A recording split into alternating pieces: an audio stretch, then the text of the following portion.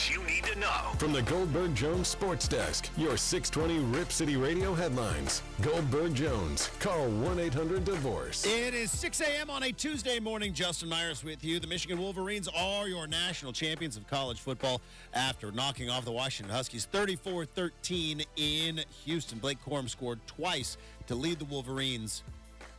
Meanwhile, Michigan's defense made Michael Penix uncomfortable all night long. Michigan and Jim Harbaugh are your national champions.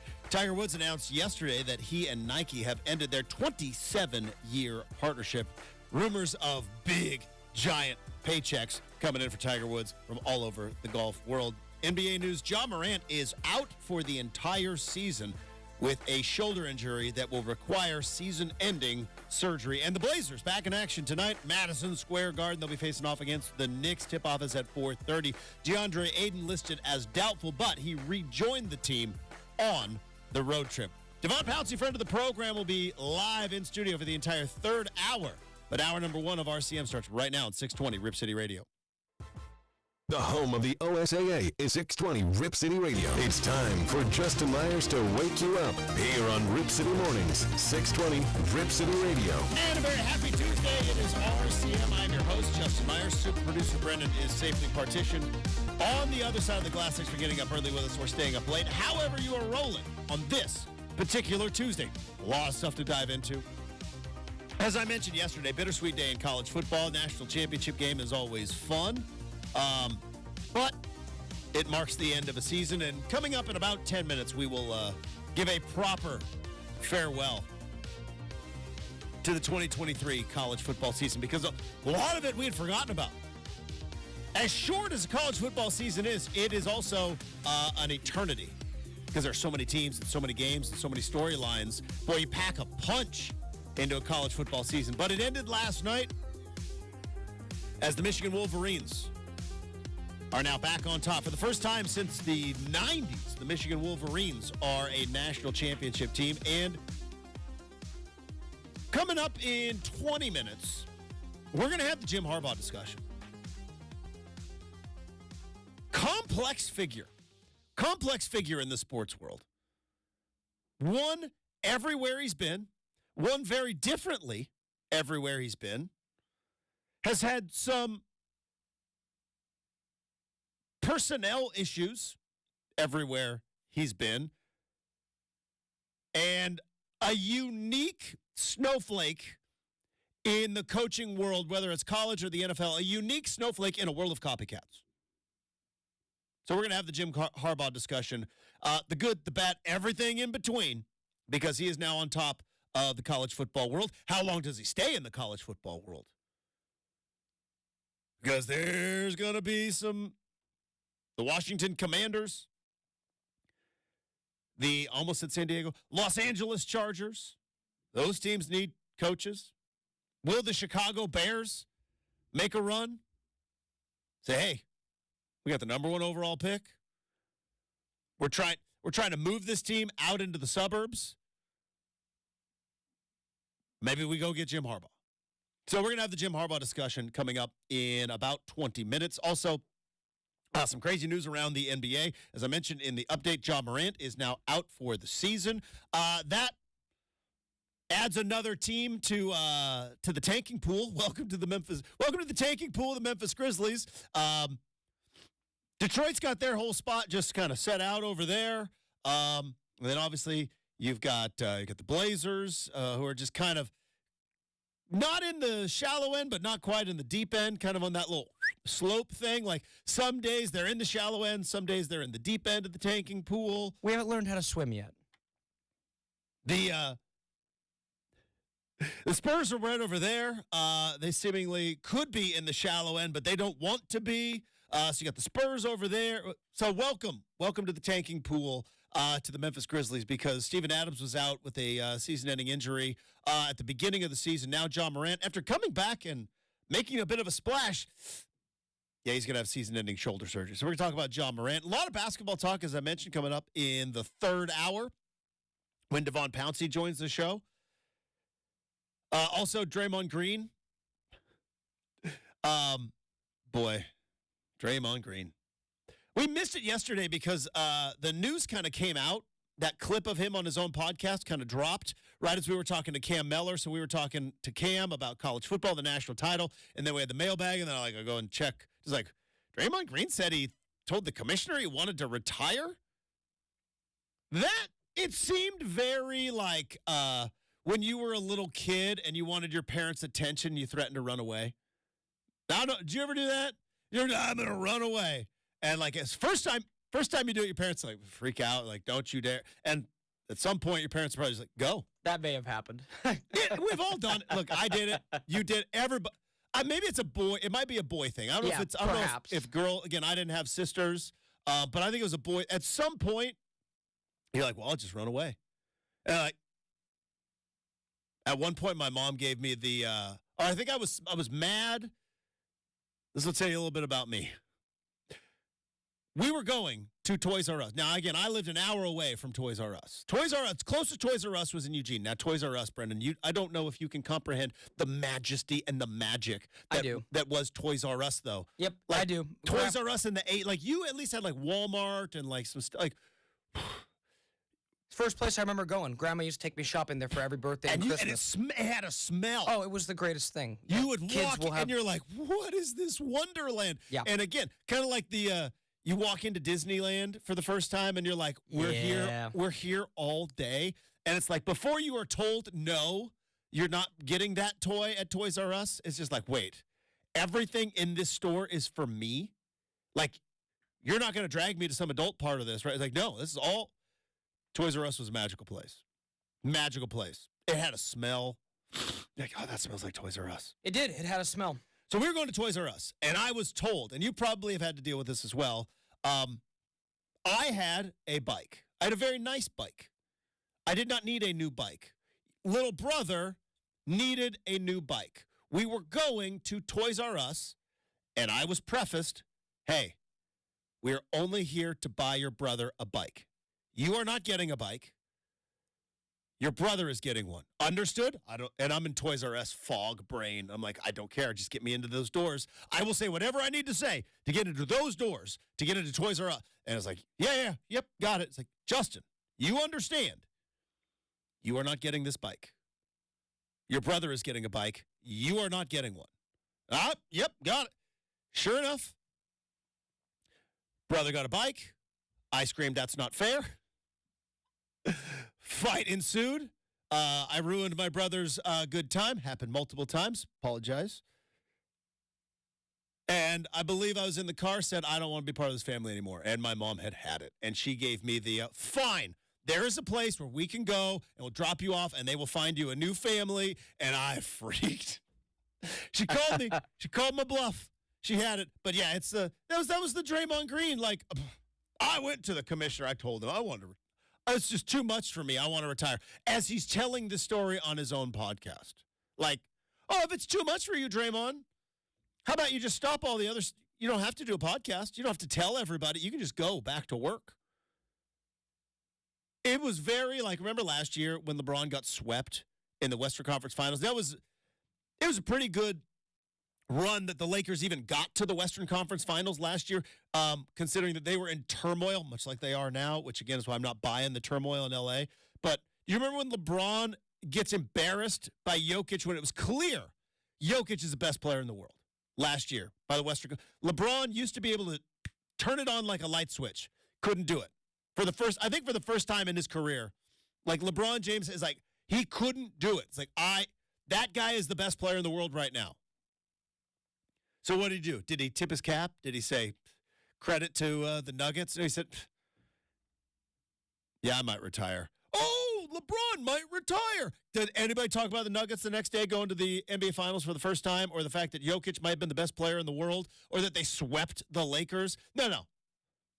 It was the fact that LeBron might retire. If he does, does this fit into his legacy? He knew exactly what he was doing. Nobody's more media savvy than LeBron. That's what Draymond did yesterday. I told Adam Silver I might retire. And he told me, no, please don't. And it's like, so you're the victim now? So let me get this straight. Draymond, who has had a career of kicking people in the junk and stomping on people's chests and punching and knocking out your own teammate and not getting punished by your own team, still getting to be part of the ring ceremony. Then you threw a spinning back fist at Nurkic. And finally the league said, you got to go talk to somebody, dude. Nurkic is just like, I hope he gets some help. Like, that guy's. And he comes back and was like, I wanted to retire, and the commissioner told me no. Okay, doesn't he have like $75 million like left on the table? Isn't he like in year 2 of $100 million deal? It's like, yeah, you're gonna give up $75 million because you want to retire? Stop it. Well, so we also got that to talk about. So fun stuff with Pounce coming up. Fun stuff in hour number 2. The Tiger Woods thing is fascinating to me. Because this, talk about something, if you are in your mid-40s like me or younger, all you've known is Tiger Woods and the swoosh and everything else. So we'll talk about Tiger Woods a bit. But it is the end of the college football season as Michigan took down Washington last night in Houston, Texas, ending the Huskies' miracle run under Kalen DeBoer. More on that coming up in a little bit. And putting Michigan on top of the college football world. 6 games this year, Michigan did not have their head coach. 3 games suspended by their own team, 3 games suspended by their conference, sign stealing, all that. But it was a crazy, crazy season in college football. And so it is time to put it to bed, Sarah McLachlan style, as we bid a fond farewell to the 2023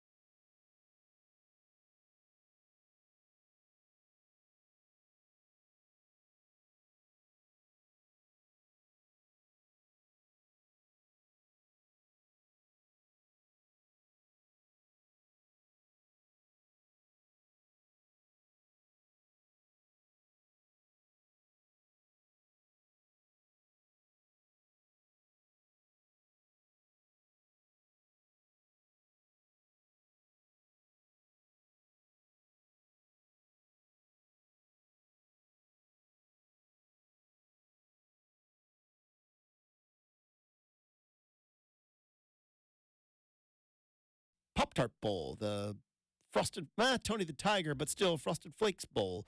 Is the Potato Bowl still a thing? Don't know. Famous Idaho Potato Bowl, I think it's still there. Okay. Goodbye to all. Goodbye to the food, but the Duke's Mayo Bowl. All the food-based bowls that coaches got that product dumped on them, and we act like it's a fun celebration when really it's just another expansion of commercialism that has taken over and ruined this sport. We're going to miss you, football. At least college football. We got NFL football coming up this weekend, though. We got a Super Bowl about a month away. We got a lot of stuff to dive into. But Jim Harbaugh, he's a national championship coach. He's also coached in a Super Bowl. He's also won the Pac-10 as a head coach. One of the most unique story arcs of any college football coach of all time, Jim Harbaugh. We talk about it next, 620 Rip City Radio.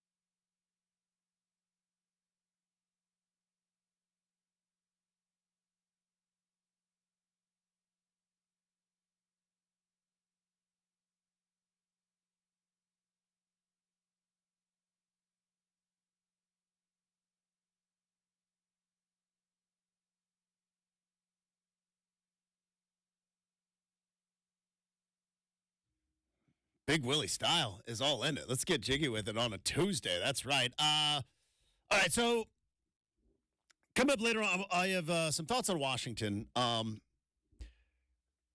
Interesting night for the Washington Huskies, as things that have kind of were always there in their back pocket, like suddenly were kind of gone, and that happens sometimes in big games. It's I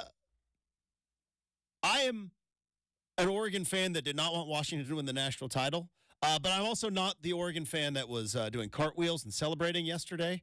I just kind of watched the football game for what it was, and Washington all season long had kind of in their back pocket magical plays, and from Penix to Odunze and to Polk and to a handful of other guys that, for whatever reason, whether it was a holding call here, a dropped pass here that never happened all season long, just wasn't there.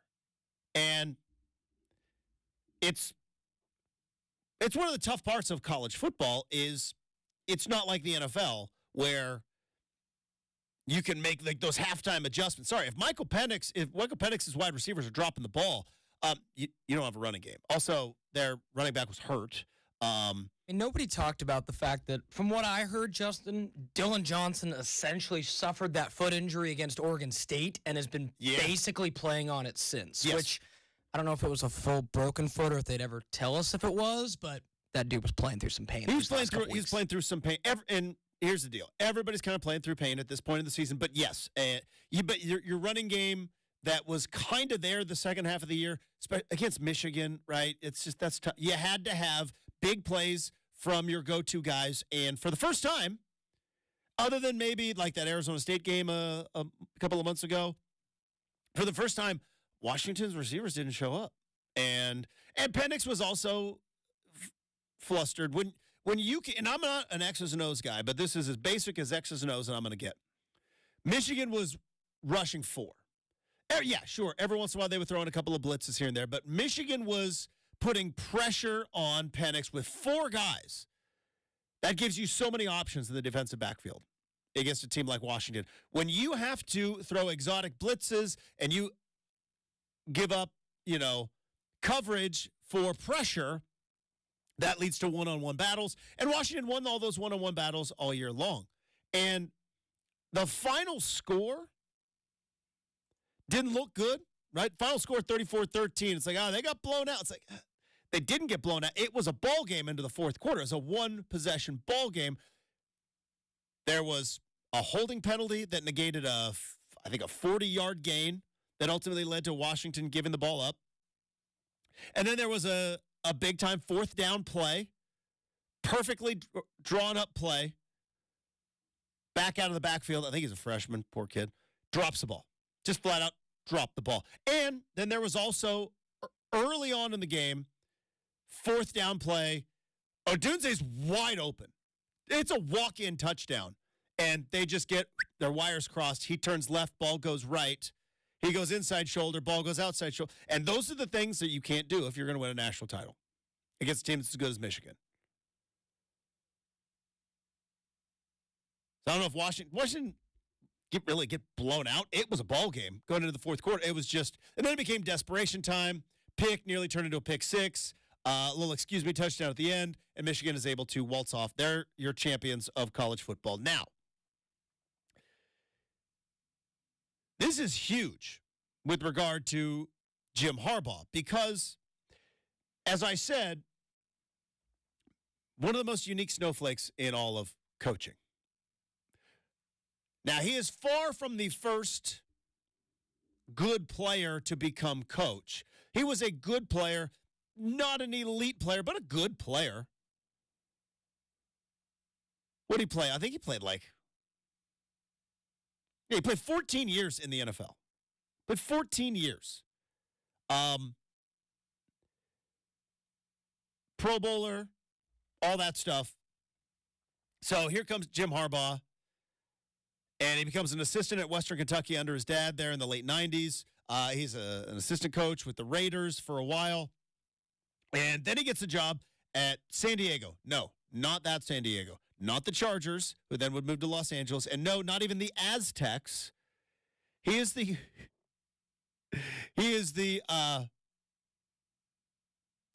the head coach of San Diego. I believe they're the Toreros. Great baseball team. Yeah. Well, it helps being in San Diego. Great baseball team. It's like, hey, what's the temperature today? 75 and sunny. Want a scrimmage? Yeah. San Diego Toreros, and they win the Pioneer League. Like, that's where Jim Harbaugh is at, right? Which trivia question for you here, Justin, on a Monday. Which MLB star went to San Diego? I'm sure a lot of them, but I can't. Who? Chris Bryant. How about that? Chris Bryant. Yeah, they're stacked. But back to your point. There was a time when Chris Bryant was with the Cubs. Yeah. And they won the World Series. And that's what I remember. I said, he's too good looking. Like, too much success. Like, he's too good. He's too good looking. Like, something. And it's like, no, turns out. But anyways, back to Jim Harbaugh. So he's there at San Diego. And from 04 to 06 has success. They're 11-1 in 2005. They're 11-1 in 2006. And Jim Harbaugh's building a wagon there at San Diego. But clearly, far from where you would imagine a guy who played 14 years in the NFL would be there in the Pioneer League in FCS. Well, then the mid-2000s, Stanford fires Walt Harris. Now, here's what you got to remember. Stanford football had a run in 99 under Tyrone Willingham, which got Willingham a job at Notre Dame. And then that job got a job at Washington and ultimately turned Washington, interestingly enough, to an 0-12 team. But from the time that Ty Willingham took the job at Notre Dame, which I think was 02, Stanford football was terrible. They went from Buddy Tevens to Walt Harris, and they were terrible. They were the doormat of the Pac-10 back If you listened to our show last week, we may have said that Walt Harris maybe wasn't the greatest evaluator of talent. No. So Stanford was terrible. And in 2007, they go out and they hire Stanford just hired Jim Harbaugh from San Diego? And I was like, I remember I was on the air at the time down in Eugene, and I was like, the quarterback, Jim Harbaugh? Like, San Diego, he must have been at San Diego State. They're like, no, San Diego. That's how bad Stanford football was. And I remember, and I will keep this person's name out of it, but there was an associate athletic director at the University of Oregon who I talked to, like, Jim Harbaugh, and he's like, hey, this is kind of a joke. This is Stanford. They are going and getting us, a big name. This was a splash hire. There's no way this one's going to work. I'm going to keep their name out of it because talk about freezing cold take. And if you remember in 2007, again, what we know now is not surprising. What we knew then was that Jim Harbaugh was a quarterback and he was really good at San Diego. And he shows up in 2007. Now, Brendan, you were probably elementary school at this particular time, but you probably still paid a good amount of attention to what was going on in the college football world. 2007, what was the biggest wagon in college football? The USC Trojans. It was the USC Trojans. Yep. Right here on the West Coast, believe it or not, with Pete Carroll. Yep. They were a wagon. Coming off of back-to-back national titles, or nearly back-to-back national titles. But 03, 04, right, they won an AP title in 03. They won the BCS title in 04, lost to Texas in 05. Just a wagon of players. And Jim Harbaugh's now coach at Stanford. And Jim Harbaugh said in an interview, not in a living room setting with players recruiting, in an interview, they're like, well, are you worried about Pete Carroll and USC? He's like, not really. He's like, Pete Carroll's only got one more year, though. He'll be there one more year. That's what I've heard. I've heard it from inside the staff. Jim Harbaugh said that. It's like, he's going to be gone in a year.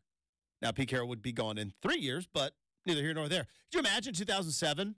New coach goes like, he's going to be gone in a year. He's doing the recruiting tactics into the microphone, which now what we know about Jim Harbaugh is kind of par for the course.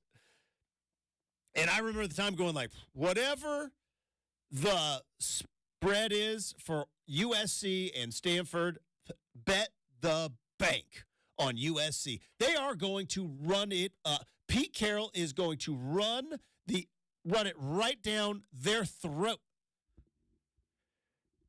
2007, Stanford pulled off one of the biggest upsets in college football history. They beat USC 24-23 as a 41-point dog.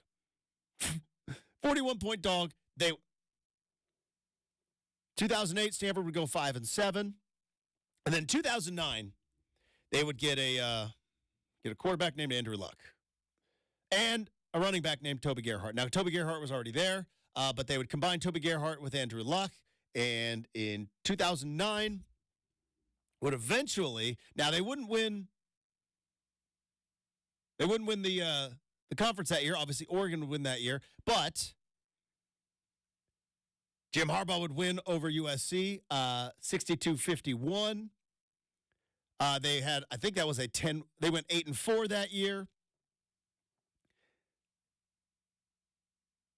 And all of a sudden, Stanford went from a doormat who could just upset some. He's like, now Stanford is a bit of a wagon. And crushed my dreams as an Oregon fan multiple times. And so all of a sudden, like, wait, so this Jim Harbaugh thing's working? And built Stanford on the West Coast, because back then, still, college football was regional, as a Big Ten school. It's like, we're going to run it down your throat. We got a quarterback with a golden arm, but when in doubt, we're going to run it down your throat. And all of a sudden, out of nowhere, Stanford's won a lot of football games. And he's still ruffling feathers. I don't know if you remember the time they went for 2 against USC to score 50 points.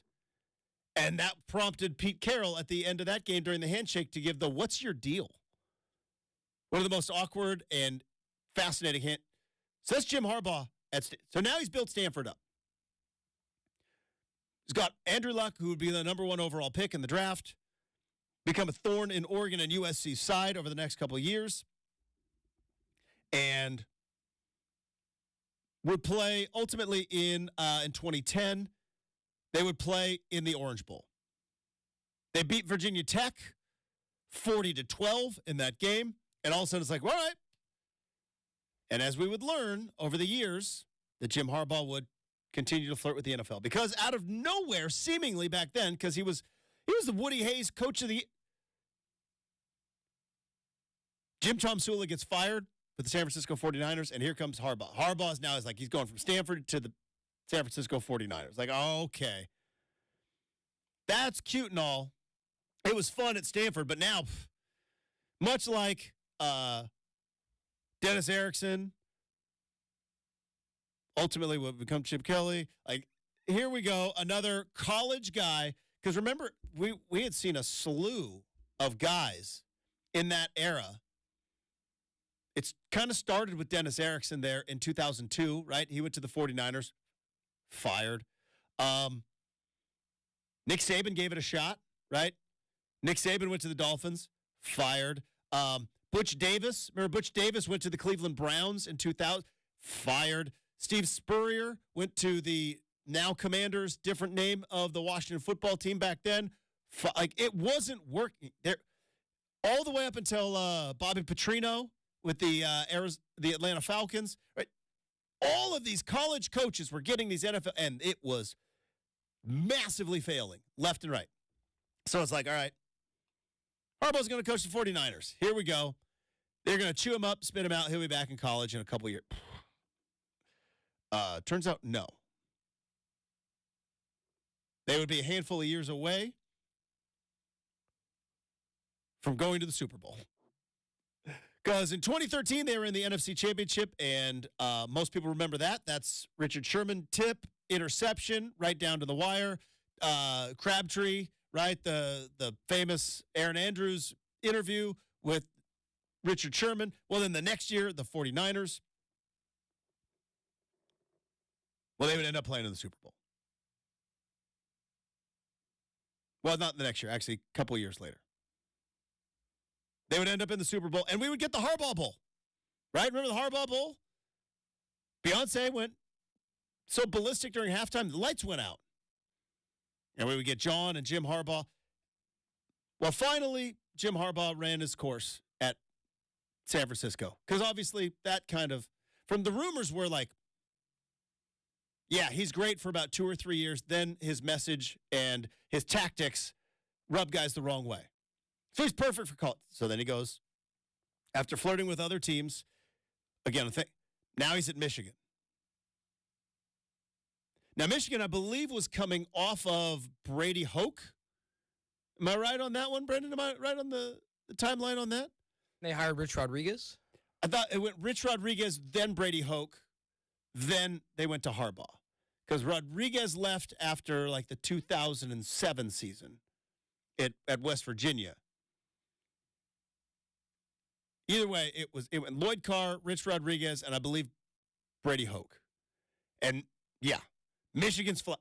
Here we go. Who do we get? Let's go get Harbaugh. Michigan man, come home. And for a handful of years, Michigan was improving, but they couldn't beat Michigan State, remember? And they couldn't beat Ohio State. And they're like, he can beat everybody, can't beat his rivals. Jim Harbaugh is the most overrated coach of all time. Can't win a big game. Well, Michigan's a national champion. And you look at what he did at Stanford that nobody else could do. Now, David Shaw took the keys, drove that bus for a while. What he did at the 49ers, becoming a successful college to NFL coach, which very rarely happens. And then he goes to take on Michigan, and it took some time, but ultimately got Michigan to the promised land. They won the national championship last night. The entire time, constantly flirting with the NFL. Openly, like, I'm going to talk to the Vikings last year. You know he's going to be talking to NFL teams. Cheating scandal, thumbing his nose at the NCAA in terms of regulations. Weird, awkward interviews. Talk like what a snowflake, like a unique one-of-one coaching career for Jim Harbaugh. You can't deny the success, right? Even like Brendan and I are both on the same page. Urban Meyer, off the field, not the best dude. Kind of a bad dude. But you couldn't deny on the field as a coach, from Utah to Florida to Ohio State, undefeated seasons, national championships, can't deny like his ability to coach. He went to the NFL, got chewed up and spit out. Chip Kelly was an absolute wagon at Oregon. He went to the NFL, had some early success, then got chewed up and spit out. All those coaches that I talked, Pete Carroll has really been the only one since Jimmy Johnson, right? Jimmy Johnson and then Barry Switzer both would win championships with the Dallas Cowboys, both coming from college. But since then, Harbaugh is one of the unique dudes that college success, NFL success, back to college, national championship, finally won the big game, right? Didn't win the Super Bowl, didn't win the big game when he was at Stanford, finally wins the big game. But in that, 4 years ago, Michigan was ready to run him out of town. He's like, he keeps flirting with the NFL. Like, this whole, is Jim Harbaugh going to go to the NFL? This is 5 years in a row now, right? 5 years in a row. And it's going to continue to happen. I mean, I know this is a Jim Harbaugh discussion, Justin, but what does it say, though, about just the people he puts around him that, like you said, he couldn't win the big game, but David Shaw did.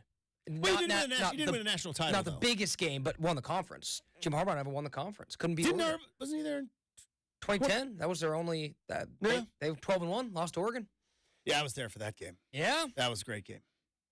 That was a great game. Yes, sir. But no, like, I just think Harbaugh's ability to find people around him who are extremely knowledgeable at football. But the fact that he took impressive. Stanford from nothing to an Orange Bowl.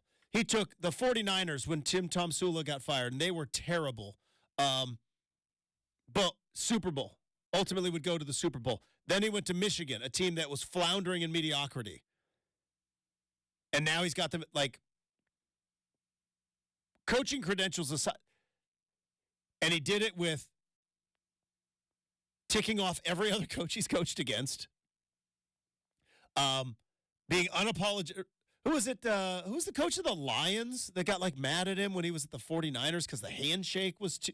Was it? He's the. Is that Jim Caldwell? Dude, Caldwell, who's like he's the Browns defensive coordinator right now. Yeah, it's just like I think that's it.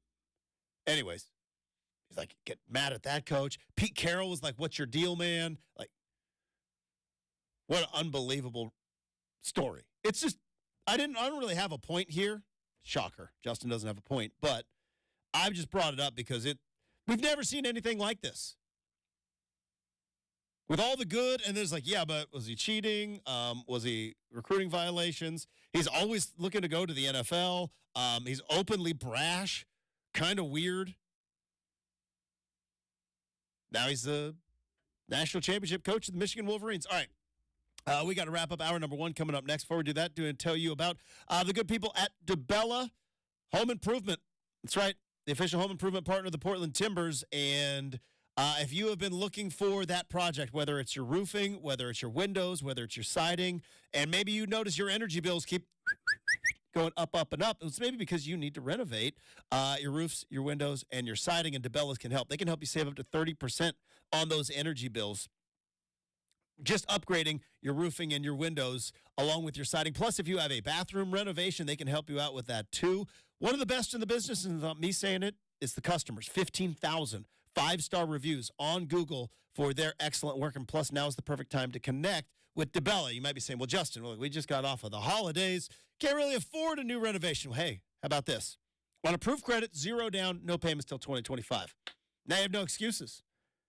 No payments till 2025.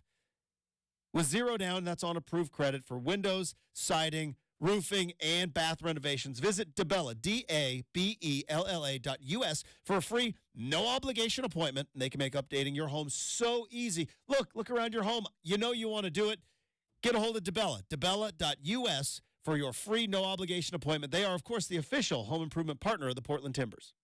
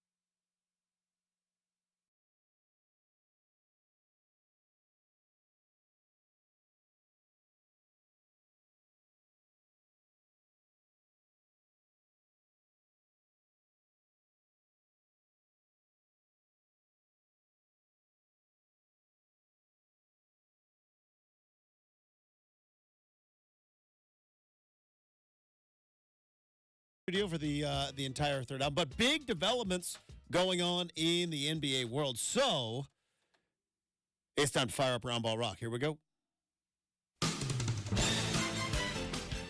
Obviously, my attention last night was on the College Football National Championship, but a full slate of NBA games, and obviously a big news day yesterday. So the biggest news is that Ja Morant is done for the season.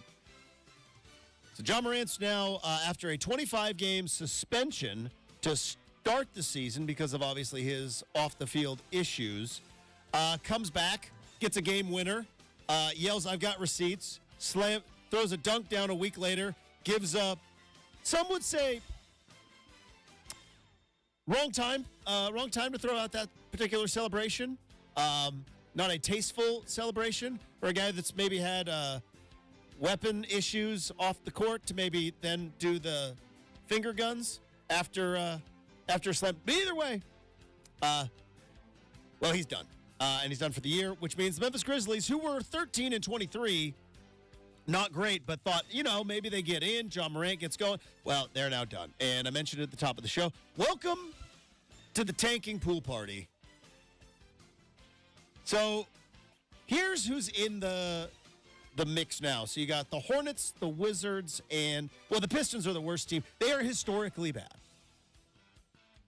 The Pistons are historically bad at NBA basketball. I mean, the Spurs are 5-30, and they are not as bad as the Detroit Pistons.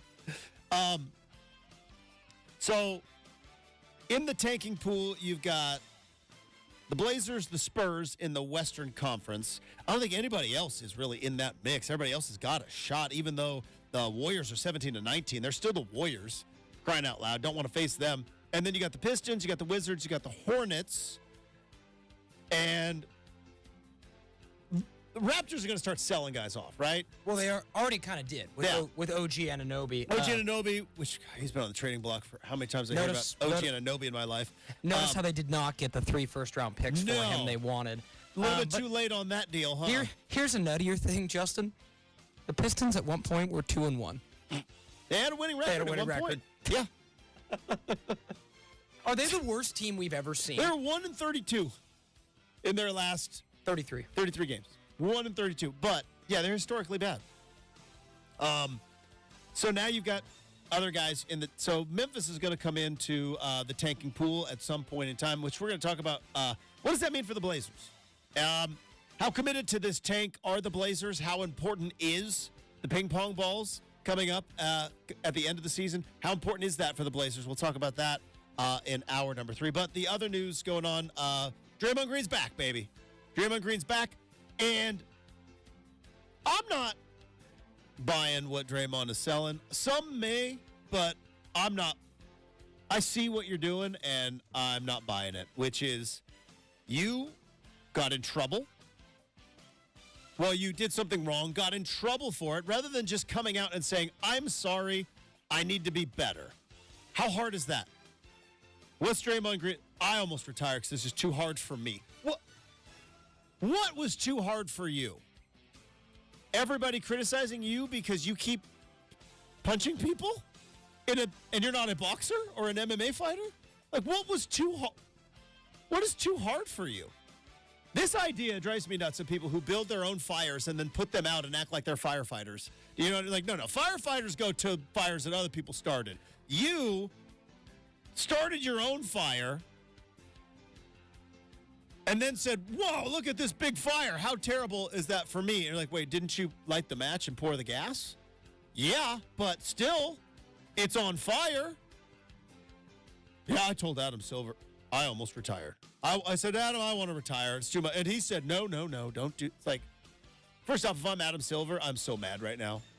Does Adam Silver ever get mad? He doesn't seem like it. He seems very Skeletor-like, both in physical features and I think if you were deadpan. Like, I don't see a lot of emotion. I think if you were to ask or be a fly on the wall when Ja Morant's second situation happened. But you never see it. Right. Do you remember, like, when Key and Peele did the Angry Obama? Like, we need angry Adam Silver. Yeah. We need, like, somebody standing next to, angry Adam. Because if I'm Adam Silver and I'm sitting there going, like, wait, did you just say I want to retire and that I am like trying to talk you back into. It's like, you want to retire? Go right ahead. You want to leave $75 million just right there on the table? Go for it, Draymond. And by the way, this is LeBron's fault. Because LeBron was the first to be like, you know what? Things aren't going my way. All I got to do, threaten to retire. Threaten to retire, and then everybody will talk about me. And that's what Draymond did yesterday. It's just too much. It's too. What's too much? Playing basketball and making $1 gajillion? The fact that you're Stop. Go sell insurance. You can do that anytime. the fact that you're a 4-time champion, that must be You guys tough. are so tough for you. You're maybe the best second rounder of all time. Jokic. Yeah, you. I keep forgetting I he's a know. second rounder. I was right there with you, and I would absolutely say that guy Nicola's pretty good. Also, Giannis went for a triple-double last night, and the Bucks lost at home to the Jazz. Whoop. Give up 132 points. So you're saying there may be some defensive... Well, there always will be with that point guard. Weird. Always will be some defensive issues. You have to outscore teams, Justin. I still love him. I still love him, but, like... Did you love him when he gave stuff to Penix and the Huskies? That was hard. That was a hard day. Yeah, hard day for your boy. All right. You know it's not going to be difficult, though? Coming up in hour number 2. We'll get back into the national title game reaction. We got to make or miss. It is Tuesday. We'll get off my lawn. It's next, 620 Rip City Radio.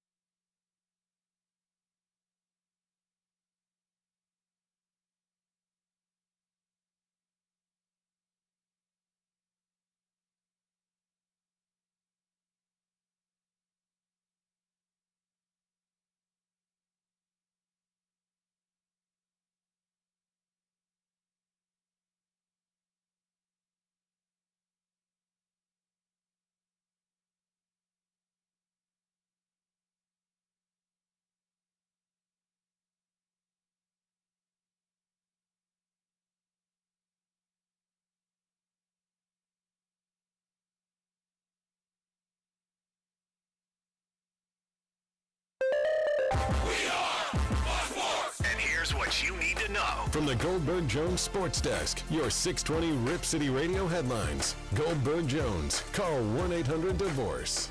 It is 7 a.m. on a Tuesday morning. Justin Myers with you. The Michigan Wolverines are national champions of college football after knocking off the Washington Huskies 34-13 in Houston. Blake Corum scored twice to lead the Wolverines, and Michigan's defense was in Michael Penix's business all night long. Tiger Woods announced on Monday that he and Nike have ended their 27-year partnership. Tiger Woods becomes an apparel-free agent. And in NBA news, Ja Morant is out for the season with a torn labrum that will require season-ending shoulder surgery. Blazers back in action. Tonight, they'll be facing off against the Knicks, 4:30 tip time from Madison Square Garden. Coming up in hour number 3, Devon Pouncey live in studio for the entire third hour, our Rip City Mornings and the Rip City Remix basketball analyst. But hour number 2 of RCM, it starts right now on 620 Rip City Radio. The home of the OSAA is 620 Rip City Radio. It's RCM with Justin Myers, right here on your home of the Portland Trailblazers, 620 Rip City Radio. All right, 20 minutes from now, we have got Make or Miss. 40 minutes from now, it is Get Off My Lawn. And boy, Brendan, I don't know if you are preparing. I don't know if you are getting non-perishable food all put together. White Death is coming. The White Death is coming. More apt for me, winter is coming. Yeah, I'm not all that jazzed about what could potentially be happening in our world on Sunday. I'm not about it. Could be in store for some just digital adventures next week. Let's put it that way. I don't like it. I know know people. As a kid, you love snow. As an adult, you hate it because then you can't get into work. So I've talked about this before. There is something in your brain, I believe, if you grow up here. Now,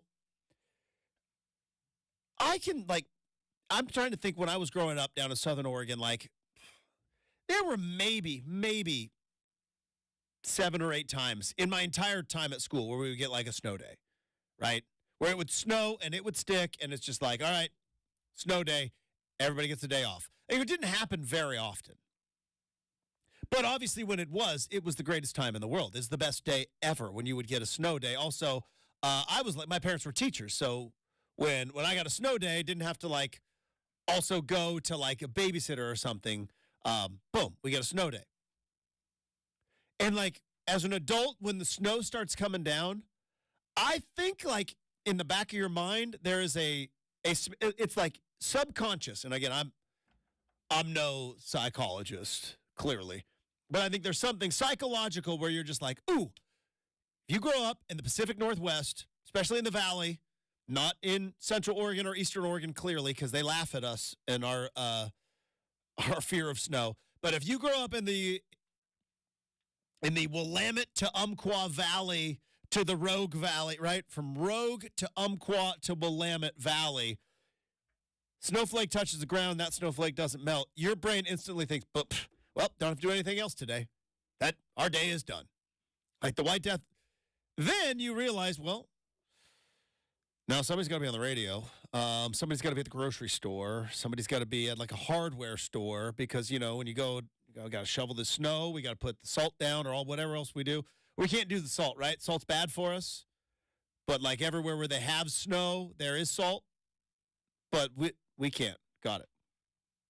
Anyways, I am not looking forward to the White Death coming up this weekend. Got to hunker down. Make sure you got the groceries. Make sure you got the non-perishables.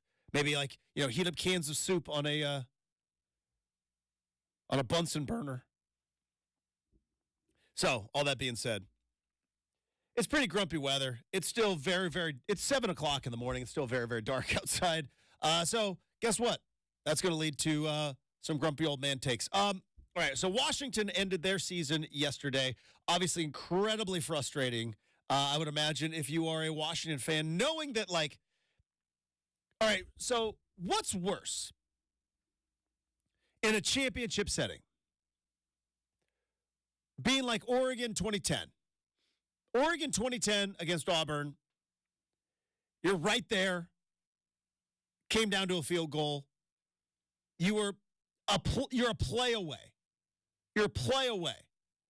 And you lose it. That's pretty bad. But you look back and go like, didn't get outclassed. Then there is like TCU last year. Doors blown off, clearly didn't belong. You're not on the same level. You're not on the same stratosphere. Got your doors blown off.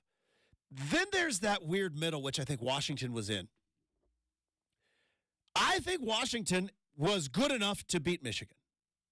I think Washington was one of the best teams in the country, along with Oregon, along with Alabama, along with Georgia, right? Styles make fights. But when you look at the two top teams in the Pac-12, they were as good as the two top teams in any conference anywhere.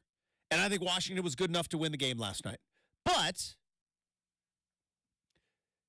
they made some uncharacteristic mistakes.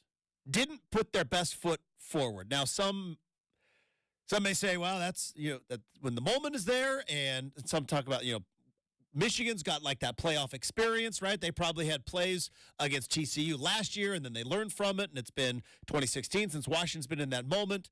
But of those three scenarios, like, what's the worst? Like, misery index. Is it worse to lose last-second field goal championship? Is it worse to clearly be good enough to compete, but like Washington dropped 3 passes that they do not drop. They didn't drop all year. They dropped 3 and 2 of them were on 4th down.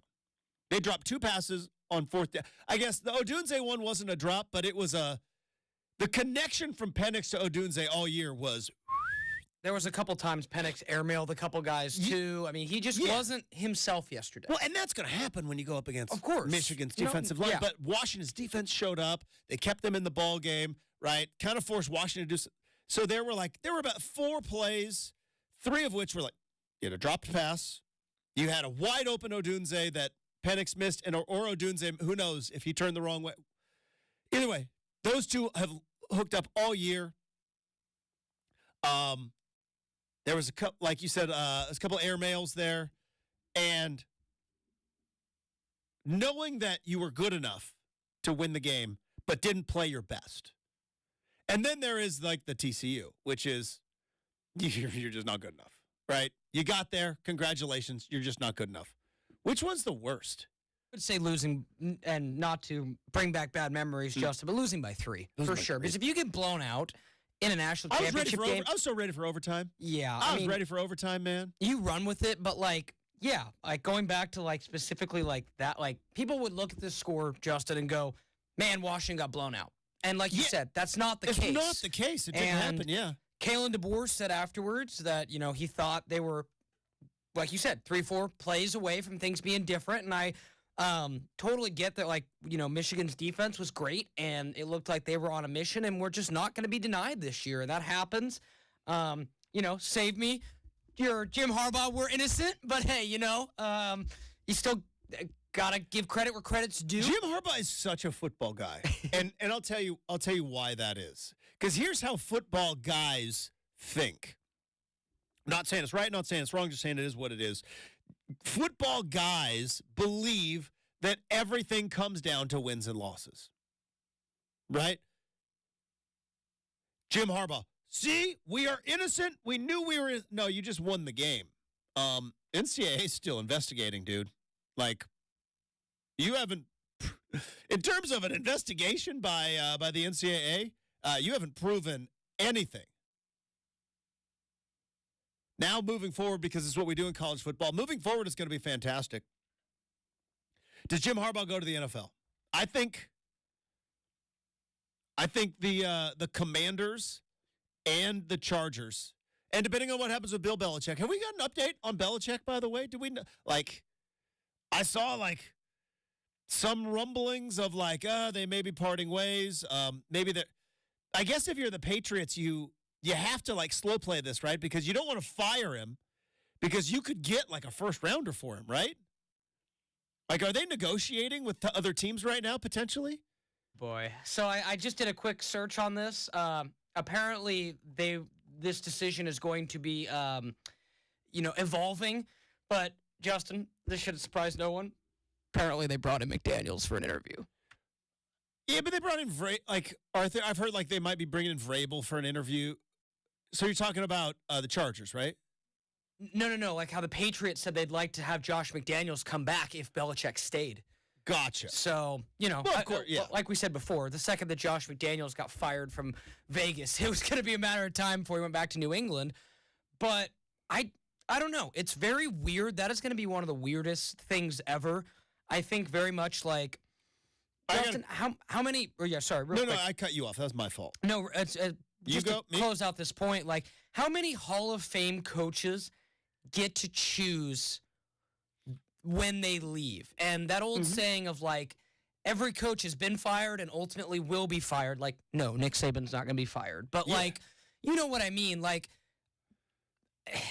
Very few coaches get to choose when they go out on a high note. I mean, I think of Tony Dungy, right, walking away after the Super Bowl. Yes. Or Sean McVay a couple years ago when he's like, hey, I might leave after the Super Bowl and didn't. Or Bill Cowher walking out after winning the Super Bowl.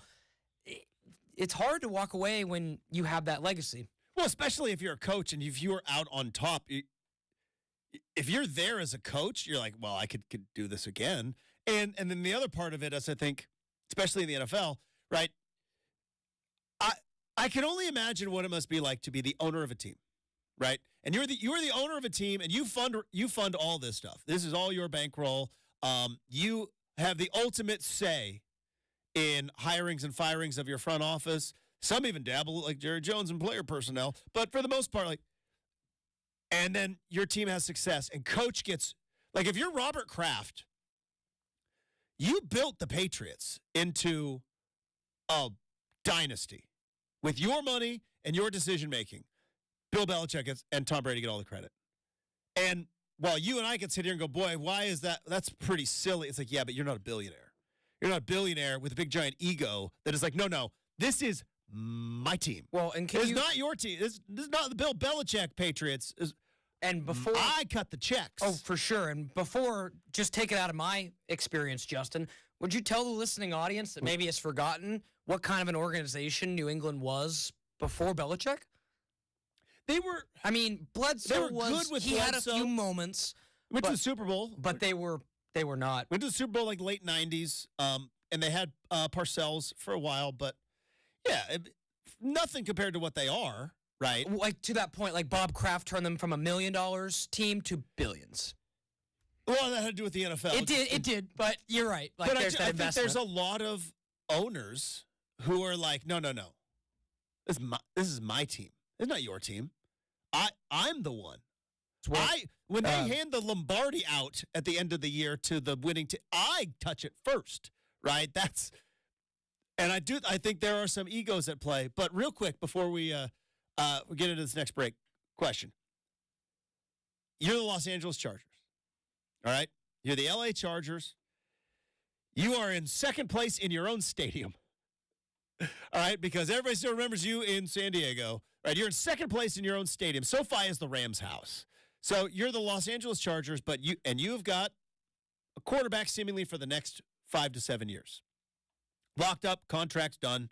You got a good pass rusher in Bosa. You got Derwin James on the Chargers. Who would you rather have? If you were who the guy who owns the Nuggets? Who's the guy that owns the Chargers? Stan Kroenke. Kroenke. If you're Kroenke, money's no object, right? You just built SoFi with your own money, right? If you're Kroenke, you can pay for anybody. Belichick or Harbaugh? Who do you go with? So this is a pure hypothetical. Pure hypothetical. Because Kroenke has McVay as his head coach. Oh, no, it's not Kroenke. No, I'm talking about the Chargers. Dean Spanos. Sorry. Yes. That's where I thought you were going. Got my billionaires mixed up. Yeah, that's where I thought you were going. And I'm like, wait. But yes, Dean Spanos. Not hypothetical. Yes. Dean Spanos. Yes. Nobody likes him. Moved out of San Diego. Very, very villainized, as he should be, in St. Diego. You said open choice Belichick or Harbaugh? If you're the Chargers and you're like, we can get Belichick, we can get Harbaugh, or we can go young, which we did young. We did Brandon Staley, right? We tried the analytics math nerd guy. That didn't work. We need an old tried and true football guy. You get Harbaugh and Belichick, which I think are both still viable options. Harbaugh, you're going to have to pay for because you can't outspend Michigan Wolverine money. You can't, Like a pro team, you don't think can? No, I mean, just saying, like. Oh, yeah. That's a competition. Yes, for sure. It's going to be $10 million plus a year, right? If not more. He's already making that right now. So you're about maybe 15 mil per. Still a lot less than you're paying Herbert. Or do you make a trade, give up a first rounder? Because that's what it's going to take, right, to get Belichick. Who would you rather have, Belichick or Harbaugh? Interesting thing with this, Justin, is that Bill Belichick is the highest paid coach in all sports at about $20 million per year. He's also the GM. Right. And you also, by the way, have a GM opening. So if you were to ask Just me, saying. I would go with Jim Harbaugh. And that's not because I don't like Belichick, but that's because I think, again, and this is not in the spirit of Justin's question, I would go with a college coach. Whether it was Jim Harbaugh, I also really liked Lincoln Riley for that job before he kind of doubled down and stayed with USC. But I would go with Harbaugh. I don't like Lincoln Riley in the NFL at all. He might not work. You never know. But going back to Harbaugh, I could really see him. It's because Lincoln Riley's too good looking. And it didn't work with, what's his name in Arizona? Cliff Kingsbury. So isn't Lincoln a way better coach than Cliff? Yeah. But I get what you're saying. No, I'd go Harbaugh, stamped, done. He still might tell me you don't have enough. So we'll see. It's going to be fascinating to see what happens. All right, coming up next, we've got Make or Miss, 620 Rip City Radio.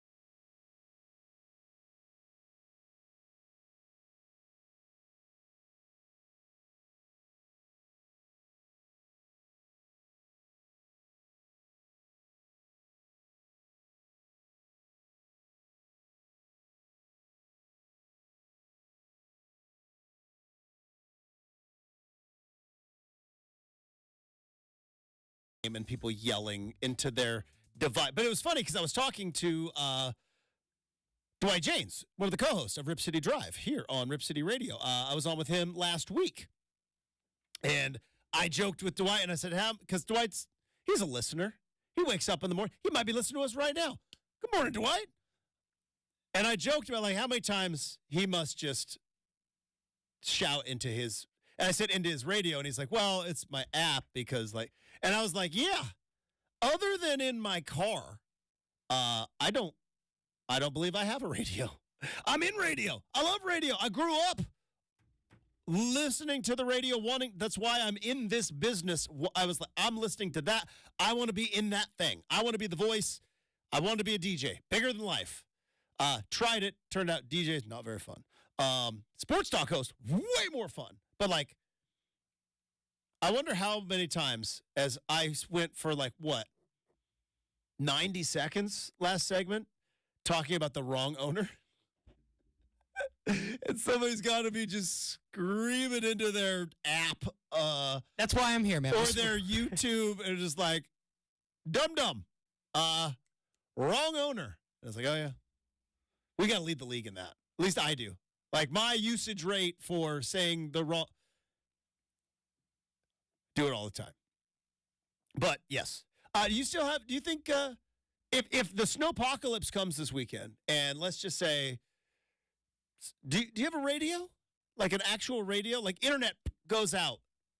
Would you have a yes, because that's the beauty of radio, yes, right? It's like we're always going to, all you need is some batteries and we're going to be here for you. Yeah, because I have a clock radio in case my phone dies or whatever in the night. And, again, I can confidently say I have never overslept this job. I have never not missed a wake-up call. Oh, boy, I did. Yeah. I did one time. Never, ever, ever, ever. That's why I set 6 alarms. But no, I do have a clock radio, but otherwise, no. Like, if I'm listening to the Rip City Drive with the guys in the afternoon, I'm popping up the iHeartRadio app. You ever just, like, flipped on the old, I have not turned on the radio. Have you turned on the radio portion of your clock radio? No. Remember we were talking about this yesterday? For those that missed yesterday, Brendan was yesterday years old when he realized, and again, fascinating, that there were washers and dryers, same machine. Yes. They exist. We did it, gang. We took seeds out of watermelons and we made washers and dryers one thing. We did it, everybody. What's next? Like, way to go, science. But talk about engineering marvel. Washer, dryer, same. Put it all in the same thing. And we were trying to figure out, like, what would have been like, how many people's minds were blown when it's like, hey, it's a clock radio. What? Wait a minute. Because for our entire lives, radios and clocks were separate. The cuckoo clock was up on the wall. The radio was over. You dial it in. Boy, what must that have been like? The lap of luck. How baller did you have to be in, like, I'm guessing the 50s? Quick Google search. When was the first clock radio? 1940. Boom. How much of a baller were you in do you think, like, you can't really do it anymore with the internet, but, like, when I was a kid, kids would lie about, like, stuff their parents had. Oh, we got a big screen TV, and then you go over to their house, like, where's your big screen TV? Oh, we sold it. Never sold it. It's like, you said you had a big screen TV. Came over here to watch Back to the Future on a big screen. This is not a big screen. This is a normal screen TV. Do you think kids, like, in the 40s, like, yeah, we got a clock radio? I was like, what? Probably. You got a clock radio? I mean, you probably listening to... Like baller in the 40s. Listening to, I'm trying to think, biggest name from the 40s, Jackie Robinson, probably on the radio, right? And you knew what time it was as you were listening to it. Yeah, like, that's cool. But, yeah, no, I would say that... sorry, what was your original question with that? You had asked me something with it, but I forget already. Well, I was just saying, like, much like your washer dryer, same thing. Like, the clock radio, putting them together. Like, same kind of mind blown. Some guy was like, whoa, whoa, whoa. I would come home in his Model T, right? Or, I don't know, whatever you drove. Whatever you drove in. It's probably past the Model Ts. Probably. T's were like 20, right? Yeah. The 20s, the tin Lizzie, as they called it. Yeah. Maybe in, like, your Studebaker or something. And you come, Stanley steamer, and you come, hey, gang, you're not going to believe what I just saw at the appliance store. Harrison's downtown. They got a radio and a clock all in one, and it plugs into the wall. And stop telling lies. All right? Quit it. Like, get out of town. Like, no. Remember when our phone became our, not our computer, that was a couple years, but like our iPod.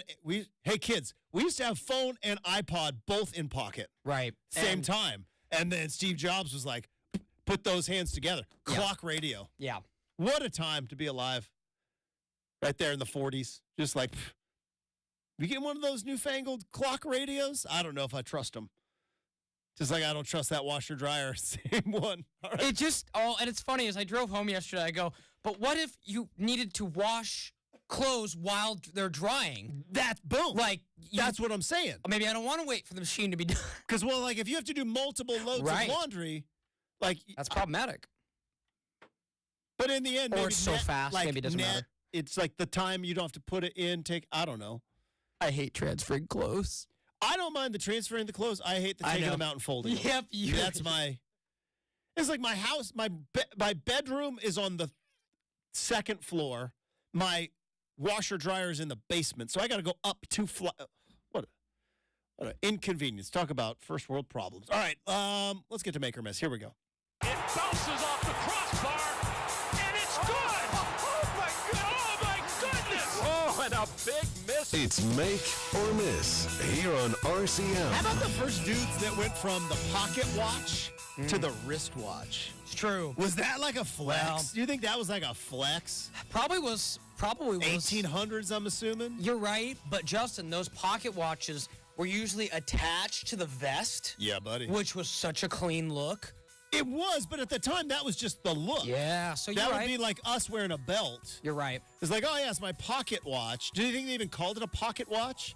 Maybe. Good question. But it was like the first dude to show up wearing a wristwatch. And they're just like, whoa. You can't just put that on your wrist. I would liken it to something else that's going through our culture. You can ride your horse with a wristwatch. You're right.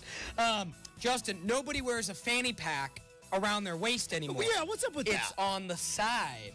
In the front. It's a fanny pack. So meant to go. The styles on the change, fanny. my friend. The styles change. I don't own one, but at Costco this weekend I saw several people with the fanny pack rocking on the front. That I don't. And I'm like, okay. Yeah, what are we doing? It's the fanny pack in the front. It might be. Well, it started with athletes. It can't be more convenient. It started with athletes. Is this like safer, maybe? I have now become my dad because you are sitting there and people don't know that. But they could know this if they're on the YouTube right now. YouTube.com. Get to the Rip City Radio page. Subscribe to it. See us behind the scenes. Not even behind the scenes, in the scenes. But you are wearing your hat backwards. I am, yes. Which is strictly for fashion because it does not prove any functionality. The bill of the hat is set to... The sun's not even out yet. Yeah, right? It actually helps with the hair. The hair's kind of a mess. So it looks good. No, it looks sharp. Cleans it up a little bit. Don't get me wrong. I rock the back. I'll flip my lid too. But like, I remember like my dad and like crusty old baseball coaches because Griffey would wear his hat backwards, so we all wanted to be like Griffey, so we'd wear the backwards hat like Griffey. And there's like, Bill is supposed to be in front, sun out of your eyes. Turn your hat around, and like. That now I have become that like fanny pack supposed to be on the fanny, right? Okay. Functionally, that's where it goes around. Like crossbody doesn't do anything for you. Okay. Quick story time with nephew Brendan over here. Then we got to get to Make or Miss because I got some great ones today, folks. Justin, and you will appreciate this. When I was in college, and I had started going out to clubs, whatnot. Impulse. Right? Yes, 21 and over. I would attempt to wear a hat, right? I tried it forwards, I tried it backwards. Yeah. There was a really pretty girl that I liked who said, man, you look really good with a backwards hat. And backwards hat forever. And I've rode with that for the last 6 years and will continue to ride for that, All right, man. story time with Uncle Justin while we're on this. My senior year of high school, girl went to high school with, I was a 90210 guy, right? Loved 90210. But there was a new show. There was a new show on on a place called the WB. Maybe you heard of it. It was a new network, and there was a new show called Dawson's Creek. And girl I went to high school with was like, you remind me of Dawson on Dawson's Creek. I was like, well, guess what? I watch that show now. Suck it, Pacey. Dawson's a man. So, yeah, we've all done it, dude. Yeah, we've all done speaking it. of- It's like, oh, you look good with the backwards hat. Well, I wear backwards hats forever now. Yeah, like I This said, is what I do just, forever now. Justin, she was pretty, and that's all I remember from that. It's like, hey, a pretty girl thought that. Speaking of, sorry, you triggered something else. Yeah. Did you hear about Ian Ziering, 90210, and that whole thing? Oh, Dude, my goodness. Like, motorcycle mob went after him. Fought him off, too. You don't mess with Steve Sanders, okay? Yeah, I'm just saying, Steve man. Sanders has been through the ringer, all right? He's been through some stuff, all right? He fought the keg house and won, right? He threw a party that fire happened, nearly killed Kelly. Almost went to jail. Almost got expelled from school because he had the legacy key. Steve Sanders has been through some stuff. Yeah, I had to fight. I just had to mention that, too. Okay. Again, I don't know how young these motorcycle, because I've seen these videos where these motorcycle, like, they get real upset. And I understand. Look, watch for motorcycles, okay? When you're driving, we're in Portland. People ride bikes. People also ride motorcycles. Watch for the motorcycles. You're in your car. Have I said that enough? Watch out for them. But there's these things where, like, these guys will, like, they'll get, like, cut off or something, and they are just furious. And I don't know how these videos keep popping up on my X feed or my Twitter feed, whatever you want to call it. And these motorcycle guys, they are furious, and they are in numbers. And here, at some point when they're fighting Ian Ziering of 90210, do you think one of those guys like, hey, is that Steve Sanders? Like, they're probably like, hey, careless motorist on the highway, we're going to have a fight now. And at some point, do you think, like, is that Ian Ziering from Sharknado? I don't know. It's true. When Like, I saw that video, yeah. I was like, at some point did they go like, hey, that's the guy from 90210? Or probably not, because they're probably kids and they don't have appreciation. It's true. for the It's wagon true. Hey, that 90210 was. 20 million people a week watch that show. 20 million. I have caught many episodes that have been on in my house over the years. So it was very popular with Your mom watched it, I know. Okay? Very, very You just popular. say it. Your mom watched 90210 because she's Like, it's your funny though, mom's got because, like, great taste if you because can she bel- watched all the same stuff that I watched. But it also means we're a little too close in age, and I'd like to admit. yeah, I know it's funny though, because like the other day, like within like the last, I don't know, It's a great show. 2 weeks, and this should impress you, Justin.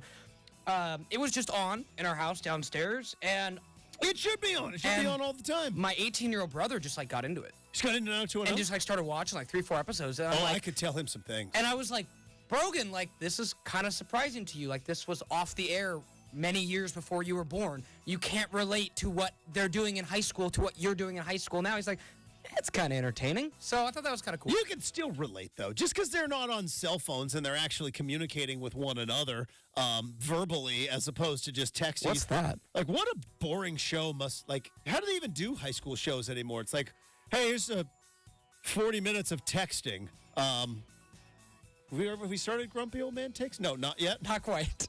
All right, let's do one make Yes. or miss. All You right, we can't just have- bring up 90210 and Yes. just expect me to just not say a bunch I of do stuff. that. Let's see if we can get through. But Justin, we're starting with non-sports. but My this- favorite thing about 90210, real quick. Sure. There was a part, again, I said at the beginning of this segment, boy, what a segment. We got it. Marconi Awards. This is going to be our Bring award it. winner. We got to. I said when I was a kid, all I wanted to do was I wanted to be on the radio. I wanted to be a radio. I wanted to be a DJ. I became a talk show host. All I wanted to be was in 90210.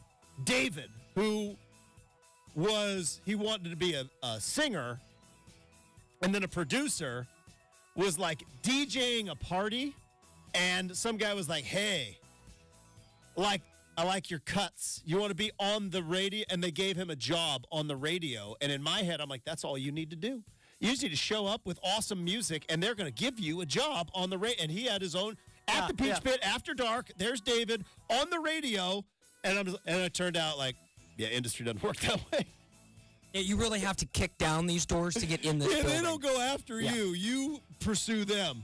That's Embarrassingly at times. usually how it works. All right. All right, we have to start here. This is non-sports, but again, it has just been my obsession. Why talk sports at this point? These last 48 hours, Justin.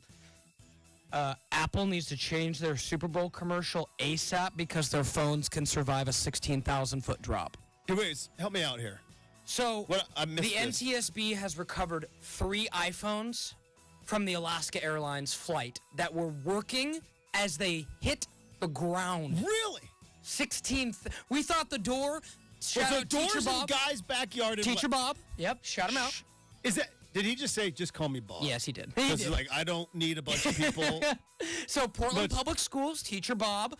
Actually, no, I think it might have been Catlin Gable. But regardless, up in Portland, finds the door in his backyard. But Justin, they found 3 working iPhones that fell out of that plane 16,000 feet down to the, obviously to the ground. Somewhere, yeah. No cracked screens. How about They that? turned on. I said, Apple. Let's make lemonade out of this. The fact that no one died, make this commercial that Okay. your planes can fall or your phones can fall out of a plane. First off, very thankful. Nobody. So lucky. Very thankful. Also, maybe something I need to remember because I may play fast and loose with the seatbelt.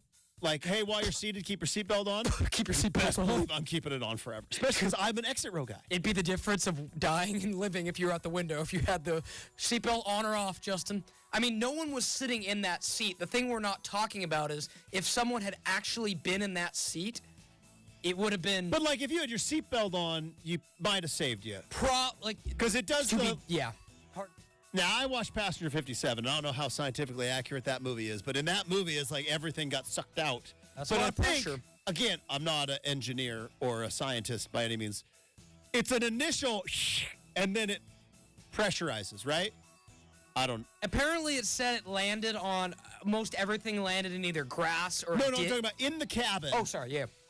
Door goes. Oh, boy. Stuff gets sucked out. Yes. But then after a little... Then it repressurizes. Like opening up a soda can. Yeah. Don't ask me. I'm no But expert. I don't know. Yeah, Neither no of us expert are. with that. I just know that, like... Brennan and Justin do science. It This does. is a great segment. Mythbusters 2.0. But it does... There's a lot of pressure when anything gets sucked out of a plane, and the fact that several iPhones, again, they said if it landed on concrete, probably wouldn't have made it. But like in the brush or whatever. But let's talk about just the... Okay, also, by the way, where these iPhones were working, were these people in airplane mode? So Good. Did we find maybe a couple people that didn't put their phone in airplane mode? So the one that they showed screenshots of and the NTSB found, it was open to the, this is what baggage check your carousel is. Yeah. And it was like an SOS mode, so someone probably assumed they were never going to get it back. I wouldn't if it fell out of a plane. But I just think it's fascinating that they said if it landed on concrete, it would have shattered. All the phones land on grass.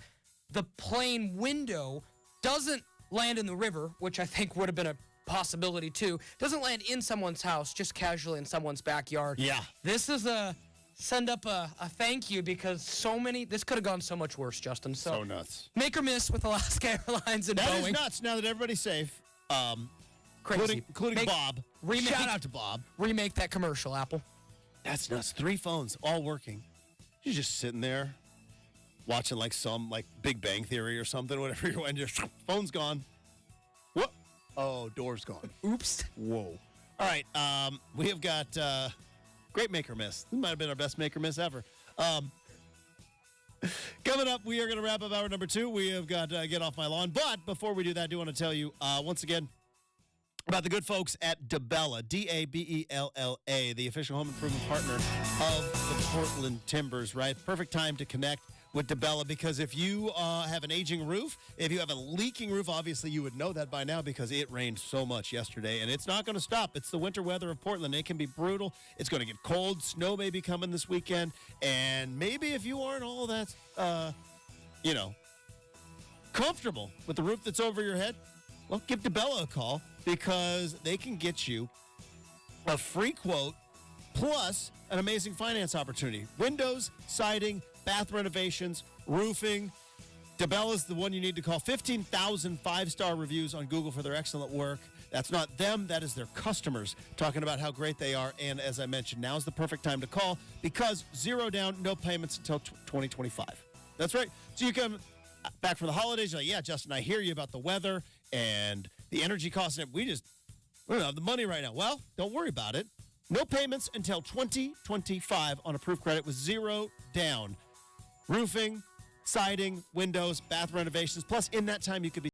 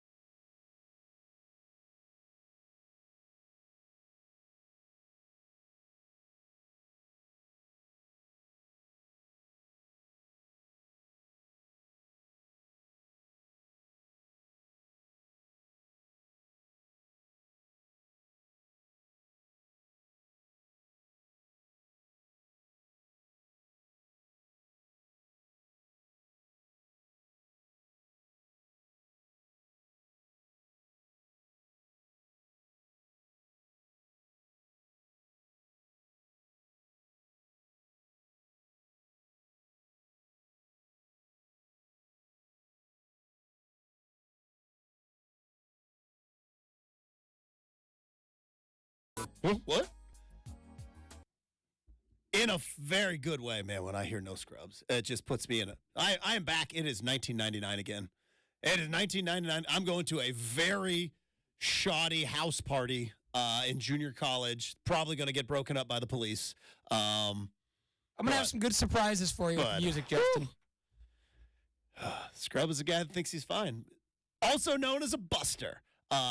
So, we're going to wrap up hour number 2. Hour number 3, very excited. Devon Pouncey's back. Both of us battling some illness issues. But we're back. We're healthy. Everybody in the world's sick. Brendan beat COVID for the 3rd time. True. I don't know if you, like, my voice is kind of back, but still a little, like, not quite there. But, like, everybody in the world is sick. It's that time of year, I guess. Well, we finally had, like, a winter of, like, this is what happens when you just get sick. But that being said, it leads me to our Get Off My Lawn segment. It's time to get grumpy. It's time for Justin to get grumpy. Get Off My Lawn on RCM. All right, over-the-counter medications, and in particular, those that are sold in the little cardboard box with the, pop out one pill at a time. You can all get off my lawn. Why is it so difficult to get the medication out of the pack? Now, I had a whole thing with Christmas because I was around my nieces and my nephews, and I was like, packaging is insane nowadays. From the clamshell packaging, hey, all you want, and then you open up the clamshell, and then there's like 57 twist ties, and it's like, when I grew up, I opened up Castle Grayskull, and there was Castle Grayskull, and it's like, now it's like, suck it into the plastic and the 57 twist ties. So, continuing on to my packaging rant is I have been dealing with a smidge of a head cold these last couple of weeks. Out of the contagious zone, which is good, but still a little bit of sniffles, and it's like it's holding on for like just a little bit. But also dealt with the flu a couple of weeks ago, and so I've got some over-the-counter medication, right? No prescription medication, because we want to keep that away from people that shouldn't be taking it. But this over-the-counter medication, Brendan, and the thing you have to now, like, I just want a couple of Dayquil, okay? That's all I want. I want a couple of Dayquil. I need to feel a little bit better. I need to get this congestion out. I need to get rid of this headache. And I don't want to be falling asleep with the NyQuil. So I was like, I need to just pop a couple of Dayquil, and I'm going to get out about my day. I can't get the things out of the package. It's like, it's got a paper thing. So it's like, you got to peel the paper back, and that reveals a foil. And then the foil is penetratable, but only if you get like the right angle, and then sometimes it just... What are we doing with it? Why has science not figured something better out from here? We have a washer and dryer in the same thing now. It's so frustrating. Yeah, am I wrong on this? No. It's usually getting the cold and flu medicine out. Like, everybody's dealing with Dayquil or Advil cold and sinus or Tylenol cold and flu or whatever. You went to the Walgreens or the CVS or like the Fred Meyer pharmacy section or wherever you go, and it's like, look, I just need to get rid of this headache, and I just need my head to clear up a little bit. I need to stop feeling like my head is underwater, and so I just want to just couple of pharmaceuticals finest to help me out and just get me through the day. And it's like, it gives me more of a headache. I got a bigger headache than when I started, because I can't I can figure out how, and then there's the ones, have you seen the ones where it's like, you have to pinch and then tear? Yes. Oh, what are we doing? Can we just get a universal one so we can all just, like, tying your shoes? You learned it as a kid, you tie your shoe, right? Could you imagine if, like, every shoe you bought had a different way to tie your shoe? That's these pills. That's these over-the-counter medication. Is like, well, some is the peel with the foil. Some is like, no, it's a pinch and then a rip, and like. I mean, I think the intent is to keep them, from kids. Let it be said, I do not want very much pills in the wrong hands, the wrong people. Very much like the washing pods. People realized, we need to put a really good lid on these Tide Pods. Well, that's because college kids are idiots and started eating Tide Pods on TikTok. But regardless, I say let them eat the Tide Pods.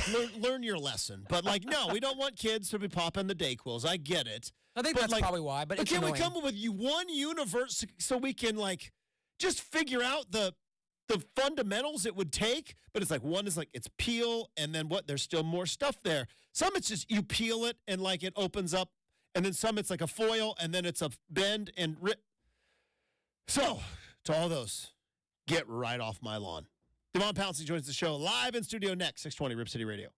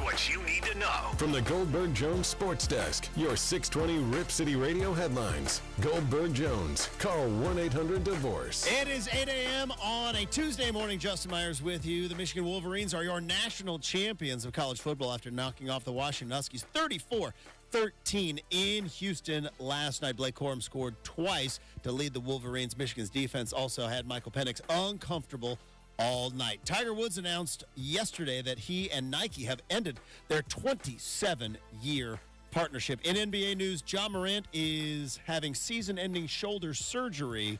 He is done for the year as Memphis now joins the team of the Tanks. Blazers face the Knicks tonight.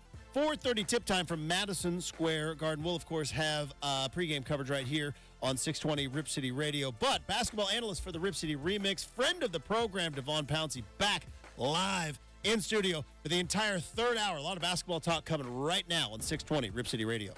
The home of the OSAA is 620 Rip City Radio. It's RCM with Justin Myers, right here on your home of the Portland Trailblazers, 620 Rip City Radio. All right, it is hour number 3 of RCM. Very excited to welcome back to the studio friend of the program. He is a basketball analyst for the Rip City Remix. He is also on the call for the Portland State Vikings. He's also on the call for his Pacific Boxers. And he is a friend of the program, which is a high distinction on this particular program, especially for those that show up live in person. Devon Pouncey back on the big show. Pounce, what's up, bud? Happy New Year, man. Happy New Year to you. I didn't get to catch you last week. I was a little under the weather. I call it the NYE blues, but, we're back at it, so let's get it. Everybody's sick. Yeah, for sure. For sure. It's that time of year. Brendan's finally back to life. Brendan beat COVID 3 times. I got the flu in, at the beginning of December, and, you caught the, Maybe we should all start wearing masks again. Huh? No. Let's not start that right now. Maybe we had a thing there. We gotta start doing our own research again. Now that we're all getting here, we We'll go. all be doctors again. Yeah. Let me get on Twitter real quick. Let me find all the doctors that are on Twitter.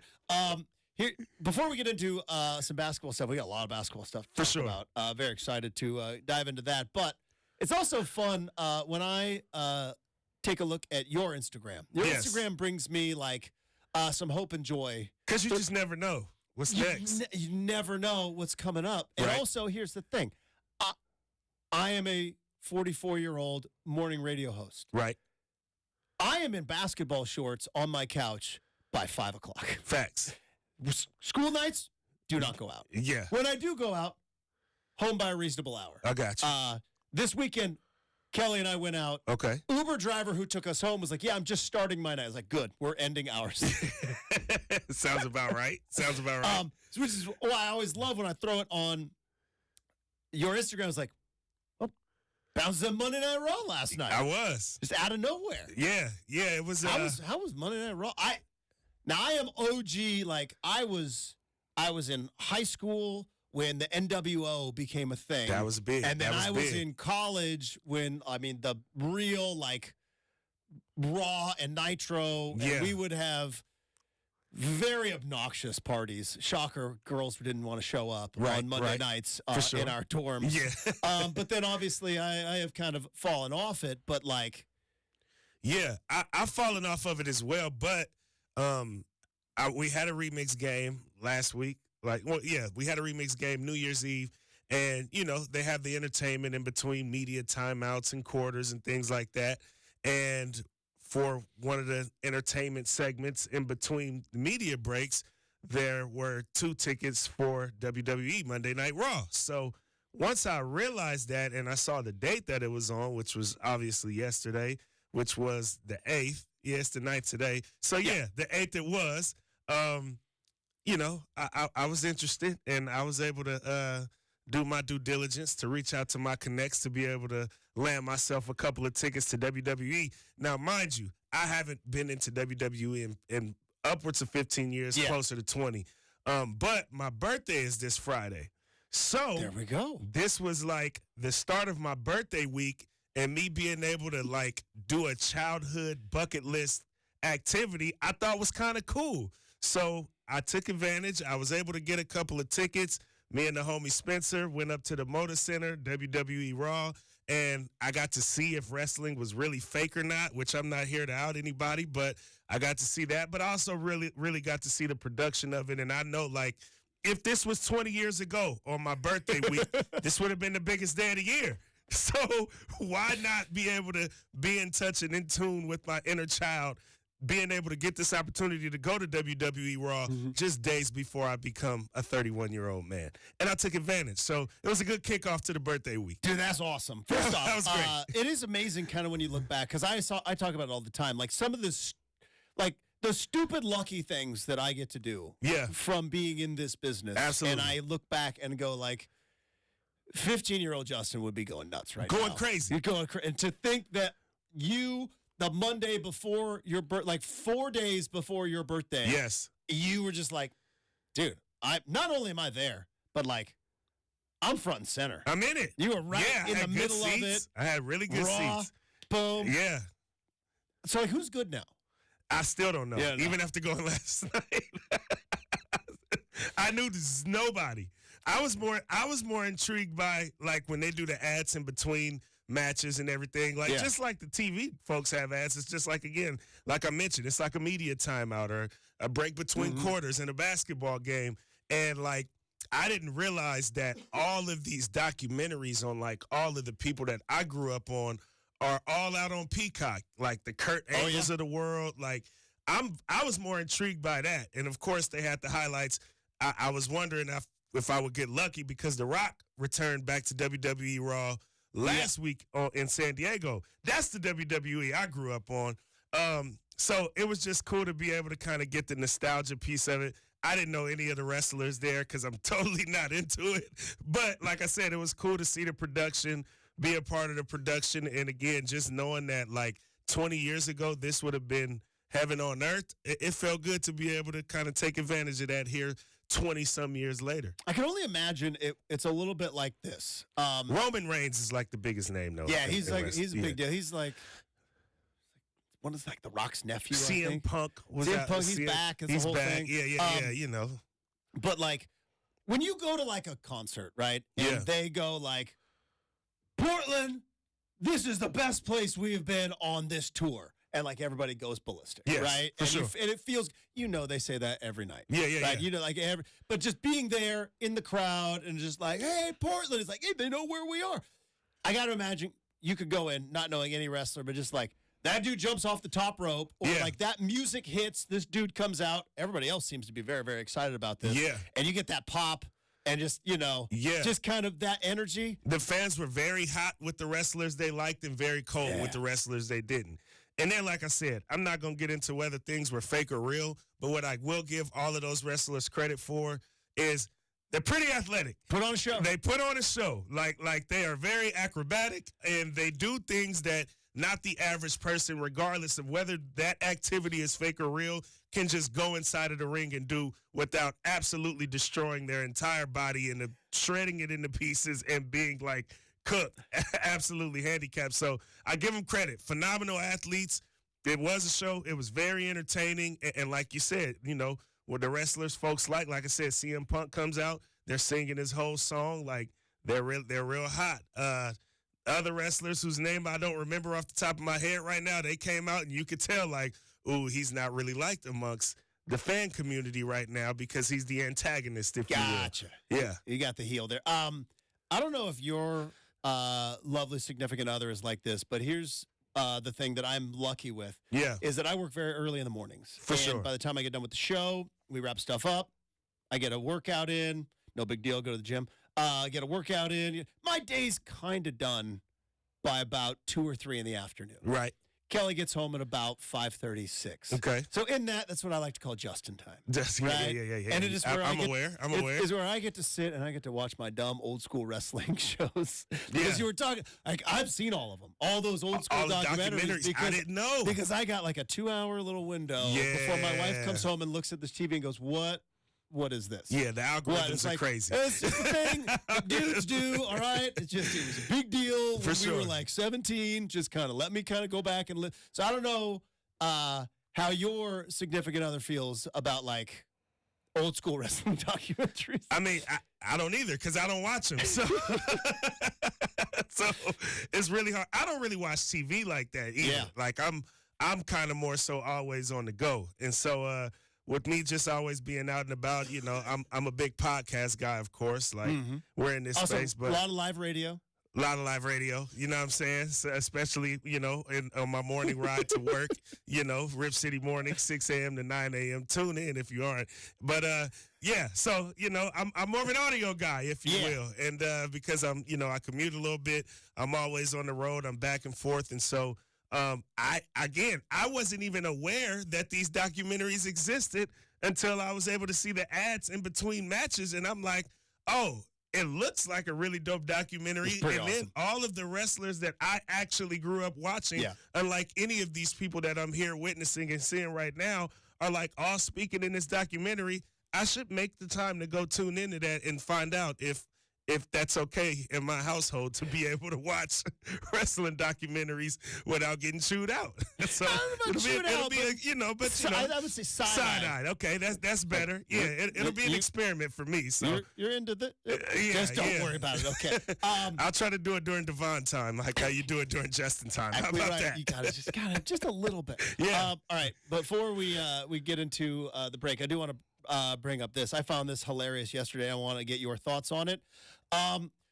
We saw last year when the Lakers made it to the Western Conference Finals, which was from where they were to making it to the Western Conference Finals was pretty impressive. But that's not Lakers standard, right? Lakers standard is win or bust. Exactly right. And they got embarrassed by the Nuggets. Like the Nuggets handed them their lunch. Sweepstakes. Exactly right. Publishers Clearinghouse, sweepstakes. That's right. Right there. And I don't know if it like popped into his head, but it was kind of clear like LeBron had to look at Jokic and be like, I might not be the best player in the world.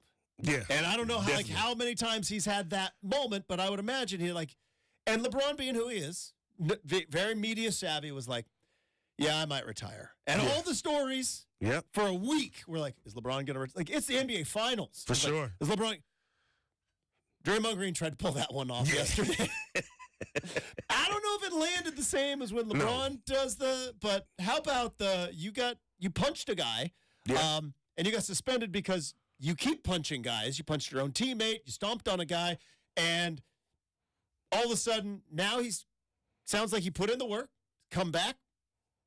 Great. Yeah. Don't punch anybody now. For sure. But what were your thoughts when you saw Draymond Green on his own podcast say, I just thought it was becoming too much, and I thought about retiring. And then the commissioner basically begged me to come back. Yeah, I do think that there's an element of truth to that. And I don't think it's as much about, like, Draymond retiring because of the way that he's behaving.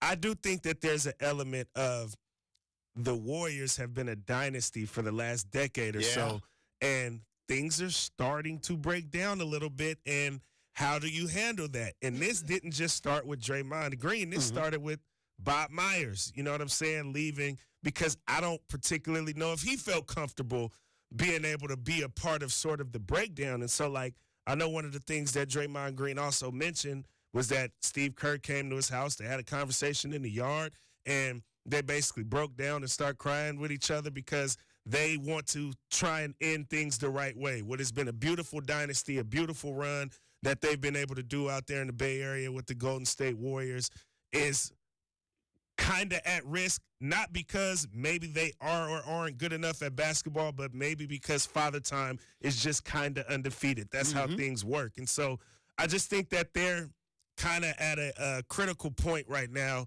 of trying to see, like, do we just kind of break this thing apart and, like, go our separate ways and see how things play out?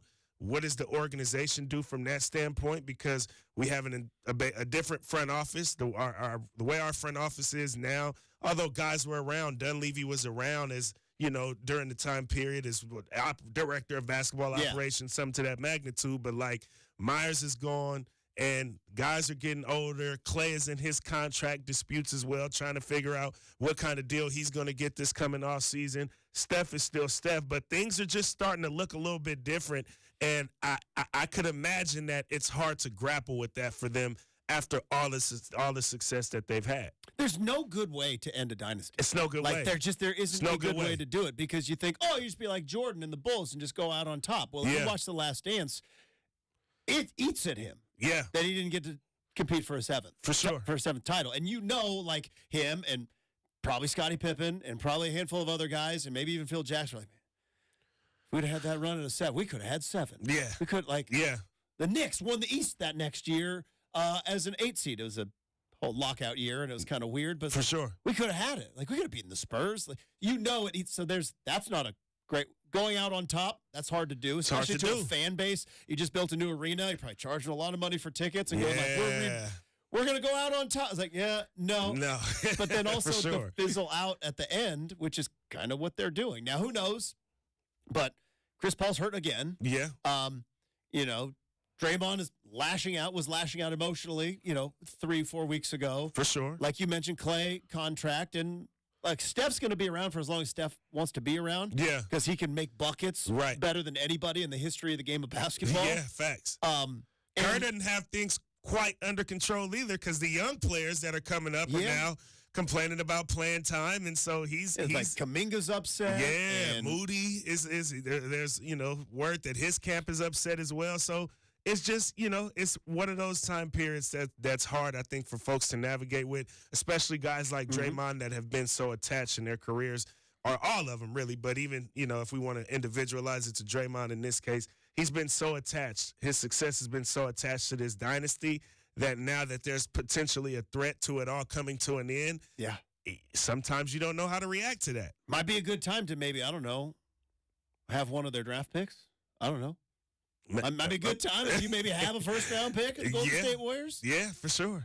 For sure. All right, we're going to talk about draft picks. We're going to talk about where the Blazers are at. We're going to talk about the new team that I believe is now entering the tanking pool, right? Come on in, boys. The water's fine. The Memphis Grizzlies now cannonballing into the pool of teams in the NBA that are tanking. We talk about all that with Devon Pouncey from the Rip City Remix joining us live in studio. That's next, 620 Rip City Radio.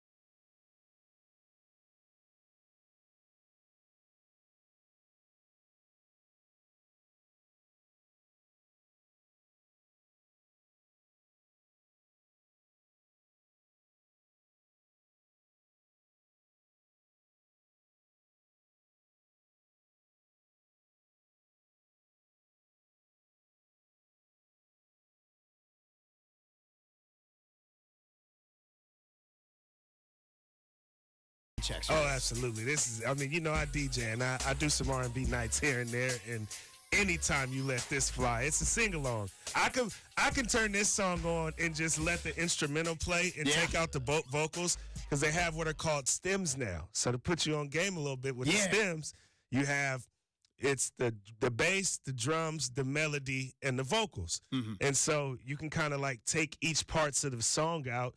And for one, it's really cool for mixing, because like if I want to take out the bass and the melody of one song and let the drums and the lyrics play, and then bring in the bass and the melody of a whole different song, it's really cool for like mashups. Which you're a TikTok guy, I'm sure you see the mashups all the time on the reels that are going like crazy viral and all that stuff. But I can literally like bring that beat in and just turn the vocals off and just let the entire crowd that's in attendance sing along, and it works. That song, it works. This is one of the Genuine My Pony. Yeah, it's one of those songs where it's like, it is like you said, it's kind of a sing along. Yeah, but like, I don't know if people are realizing what they're singing along to. Like, it's true, because I know what Genuine's talking about. Sure. Instrumentals are key here, fellas. It's a great beat. It's a great beat. He's a bachelor looking for a partner. Not talking about recreational horse riding, if you know what I'm saying. He's talking about other. Hey man, it is what it is. I was at a good friend's wedding years ago, and the bride's mom, like that's her jam. That's her jam. And it was like they played it, and like, here comes mother of the bride, like screaming, and like everybody's like, I don't know if she knows what it means. Like, I don't know if she knows what the song is about. I do.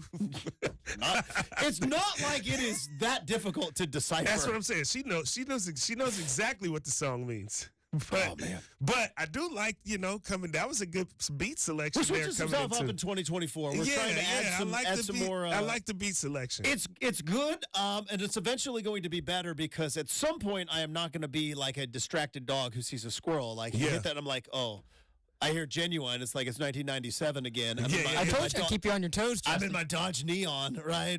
Right. No, that was a good selection. Cruise in Harvard. Shout out Douglas County. You know what I'm talking about. If you know about Cruise in Harvard. So yeah, just in my with my Case Logic CD holder that was on my visor. Yeah, I remember those days. I was a kid, so my parents had them, but I remember. Brendan's parents had them. For sure. I had them. I remember. All right, so but again, good instrumental selection there. Good stuff.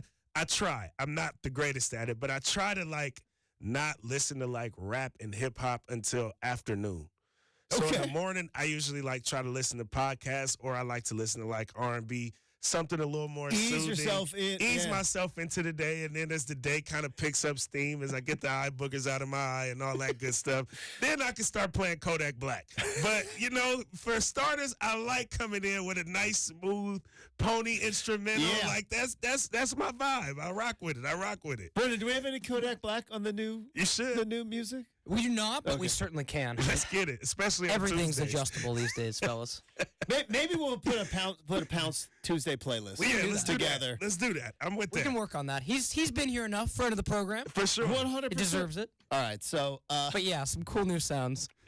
Let's dive into this. And Brendan, I want you in on this conversation too, because we were talking about it earlier before the show. The John Morant injury, which stinks, right? It's absolutely it's a bummer.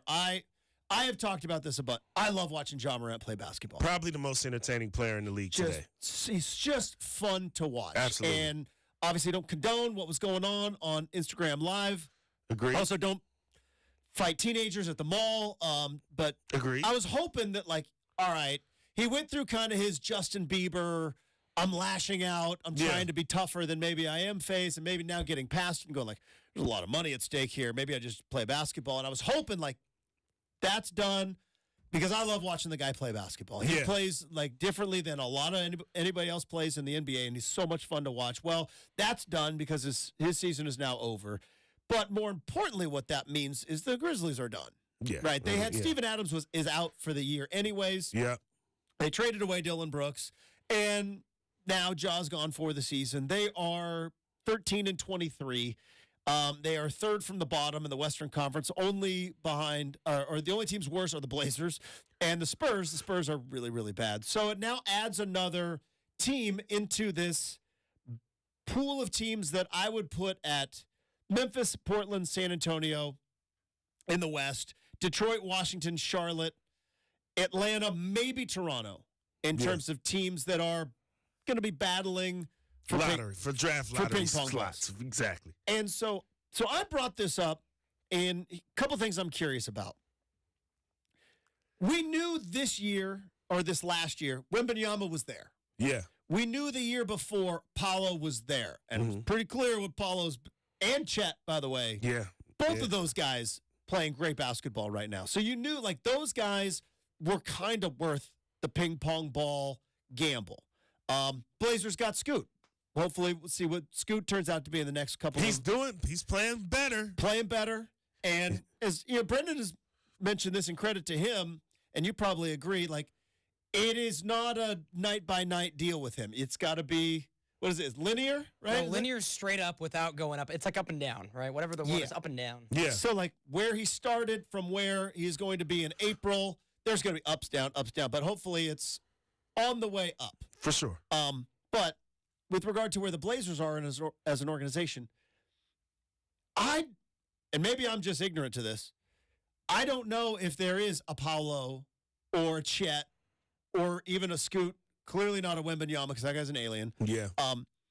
Is the battle to tank for ping pong balls in this year's draft even worth it this year, especially for a team like the Blazers that I think need to continue to try to win to kind of build that winning culture? Yeah, give me about 2 weeks, and I'll be able to have a better answer for you when the G League Ignite come to town. Gotcha. To play against the Rip City Remix. They got guys like Ron Holland. That's a who's great expected drop-in, to by be. the way. Oh yeah, you know I'm good at what I do, man. I'm good at You're what I the do. best.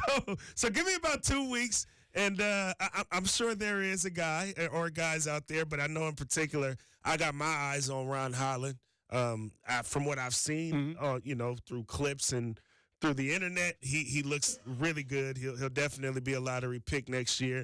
But it's always better to be able to set your own 2 eyes on it, and so I'll be able to have a little bit better of a gauge for that. But at the same time, while there may not be somebody like Wembanyama coming up in this draft, I don't think you'll ever, with the growth of the game, how global the game has become, there is somebody in every single draft that is going to be that dude. That's going to be a lottery pick and be that dude in the coming years. And so it's all about a few things. It's all about fit, first and foremost. Like, who do you need to fit what it is you already have and can kind of bolster whatever it is that you're missing. So that matters a lot. And then, like I said, just seeing like who's going to be that guy coming out. I look at the G League Ignite. Like I said, obviously we've been that direction with Scoot, and so I'm keeping a close eye on that on January 20th and the 22nd, right here at the Child Center. By the way, North Portland, baby, University of Portland. Pull up, St. John's neighborhood. It'll be a vibe. Bounce is gonna be on the call. Who's your guy? Gareth. Shout out to Gareth. Gareth Kwok. He's play-by-play. I'm the analyst, and it's a real good call, too. So if you're not there, you can always tune in on Fox 12 as well, Fox 12 Plus, and you can watch us as good as you can watch probably any sports team here in the market. How about that? Dynamite plug, dude. That's seamless plug. All right, so it is going to be interesting to see kind of, on top of not just the Ignite, but like, we're all going to start watching college basketball now, right? Because college football is now over. For sure. The NFL is going to get into the playoffs. We're all going to start watching. And I've been watching, obviously, more and more college basketball. Jackson Shelstad's a dog. He's a dog. Love this kid. He's a dog. He's a dog. I really like this Oregon team. I have a hunch we're going to be able to talk about them throughout the next couple of weeks. But for sure. Shelstad is a dog. Yeah. I learned my lesson at the Les Schwab Invitational last year. I knew it didn't matter, freshman or not, he's coming in and making an impact right away. Just jab step to the right, smooth. stops on a dime, pull-up jumper. Love that guy. Yeah. But, Brendan, you love talking about this because of the business of it with regard to the picks. And so, like, now that it's a little more crowded in the pool today of teams that are tanking. And, again, I've deemed this Blazer season a soft tank. Yeah. I don't believe that they are like the last 2 years, they were actively trying to lose. Teams are going on like a 21-2 run, and Chauncey Billups not calling timeouts. Yeah. Right, because we're not trying to win this game. All the good players are hurt. I think the Blazers are actively trying to win these games, but the reason why I call it a soft tank is like, if you are at all feeling uncomfortable, take a week off. Absolutely. Anthony Simon's got an ill. It's going to be 2 weeks. We're not going to bring him back till he's and then a minutes restriction. And, Shaden had a adductor, which we learned was a hip. So he's like, so with regard to injuries, it's just going to be a bad injury year for the Blazers because nobody's going to try to play through it because why would you? Exactly. You're not good enough to make the play in anyways, which is part of the rebuilding process. What's more valuable at this point? You got the Warriors' first-round pick, right? You potentially have a top 10. Who knows where the ping-pong balls fall? Do you keep trying to build young through the draft? I know that Joe Cronin loves the draft, right? And then who was the guy he brought in? Mike Schmitz. That guy. He loves the draft so much, he made a whole career out of it. They have some really smart people drafting now. I do appreciate that. So when you start looking at like, well, Memphis is getting in there, that's more competition for ping pong balls. Is it because you're looking at draft picks, or is it, hey, more picks you get, that's more bargaining power, that's more ability to build up a team? I still think they're in the developmental stage, considering that Scoot and Shaden are both less than 21 years old. Like, they have room to continue to go young if they want. Obviously, Devon mentioned Ron Holland. He's one of the 3 guys that I'm looking at in this draft. Same with Zachary Risacher, who's also an international prospect. And then Alexandre Sarr, who's projected to be the top he's a pick. French guy, right? Yep, another 7'1", 217-pounder. Yeah. So These 7-footers doing it in France, man. It's one of those they things. get busy out there. They ain't playing. What are you saying, Devon? They ain't playing. But that's all. Jokes aside, no, Like, you are tall. Guess what? Basketball in your hand. Go. They figured out the formula. But no, I just think it's key that they'll have their pick and then that they'll have the Warriors pick. I mean, Devon, 2 first-round picks, that can give you an infusion of talent, and especially that Golden State's not going to be a top 4 team, probably. Yeah. Like, that's going to give you the opportunity to get 2 more really, really talented players. For sure. And I think, obviously you mentioned Sarr, but I can see where the front court is going to be looked at heavily because you do have a guard-heavy team. You got plenty of guards. Plenty of guards. A lot of guys that can dribble the ball. So I do still think, as you mentioned, that, this organization is in the developmental stage. And so now to be able to take a good look at what you want to do with your front court, obviously in the draft, but also realizing, like, and again, another shameless plug here, but you see a lot of G League turnover in terms of the front court that are getting action with the Blazers now. Ibu Baji able to develop. Obviously, Duop Reith is Rip City Remix legend. I mean, we haven't seen him back after that 37-point, 10-rebound performance in the first game in Remix history, and he's been playing well, putting up good numbers. I could definitely imagine that his contract will become a standard contract this summer, whether it be with the Blazers or elsewhere. But he's an NBA player. Moses Brown, another one. And so I get to see that, obviously, because I see nights where we got like 2 7-footers on the Rip City Remix, and then I see nights where we're more on the smaller side because those 7-footers are up playing with the Blazers. So I think the front court is really the area to look at for the Blazers, and I do think the draft still holds a lot of value for them to be able to find more guys to help deepen that front court and try to figure out what direction they want to go with it. Here's another thing I'm interested in, just because if we're going to be in this reality, which is where we're at right now with the Blazers, they're rebuilding. When you look at the best teams in the NBA, they are built around a player. Yeah. That's what the Thunder are good. They got a lot of draft picks, but those draft picks are built around Shai Gilgeous-Alexander. Yes. When you look at the Minnesota Timberwolves, they finally were like, we're building around Anthony Edwards. For sure. Right? This is who we build. Who do the Blazers build around? Because right now, Anthony Simon's their best player. Not particularly close in terms of he's win healthy, night in, night out. Yeah, he's been their best player. Obviously, Scoot's top 3 pick. Shaden, incredible amounts of talent. Is it Scoot? Can you build around Anthony Simons? Can you build with those two guys? Can those two guys coexist? We talked about it's guard heavy. Like right now, the Blazers' best backcourt is Anthony Simons and Shaden in the backcourt, in my opinion. Yeah. That's their best backcourt. That's tough to do moving forward when Scoot Henderson is in the mix. Definitely. So it's like, at some point, do you have to like start thinking about, well, we're going to pick a guy and build around him? Does that happen naturally?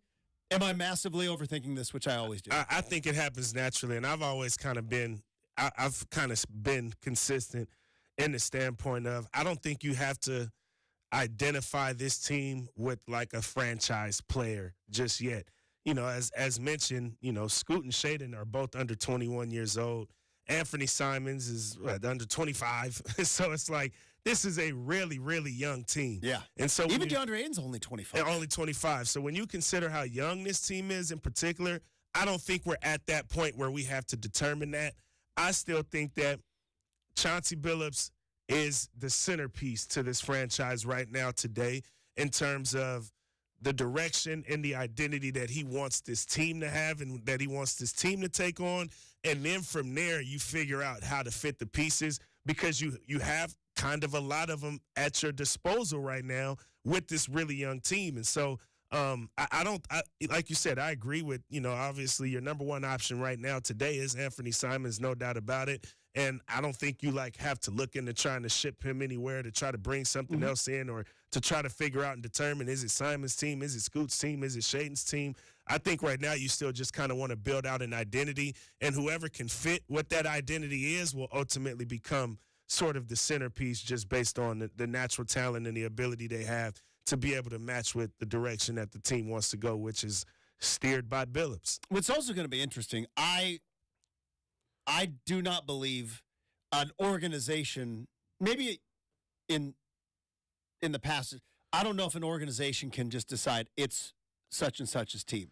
Yes, it's hard to do. So-and-so has to take it. Yeah. It's like, this is it. This is my team. I agree The wholeheartedly. Lakers took Shaq out of town because Kobe was like, this is my team. Yeah. It's mine. Yeah. And everybody said, oh, the Lakers are, how do you ship Shaq out of town? You can't do it. It's like, well, we learned, like, because that guy is the alpha of alphas. Yeah, for sure. So it's going to be interesting over the next couple of months and even kind of years. And I think the person who takes it is the person that would be most compatible, if you will, with the identity and the direction that Chauncey Billups wants to take things. Because you tend to weed out the guys that are like, all right, this just isn't a fit for me. I can be a great fit elsewhere because I'm so talented and my skill set could probably be utilized in a way that I'm most comfortable with elsewhere, and you kind of get to that later because this is all a business. Yeah. But I think the player who's most compatible with sort of that more gritty Detroit Pistons style of identity, if you will, that Billups kind of wants this team to take on. Billups Detroit will Pistons. be, for sure. Not the ones not the that bad stink. boys. Not the well, absolutely not the ones today. But the days that Billups played, I think he kind of still leans into that identity of basketball in his coaching years now. But whoever could just more so be most compatible with what it is that he wants to do will, I think, naturally evolve into the guy that'll kind of take on that role, as you mentioned. So, yeah, I agree with all of that, and I just think it's sort of an evolution that'll have to take place here. Blazers Knicks tonight, 4:30 tip time from Madison Square Garden. We've got all your pregame coverage and postgame coverage right here on 620 Rip City Radio. All right, coming up next, we are going to wrap up the big show with the RCM mailbag. That's next on 620 Rip City Radio.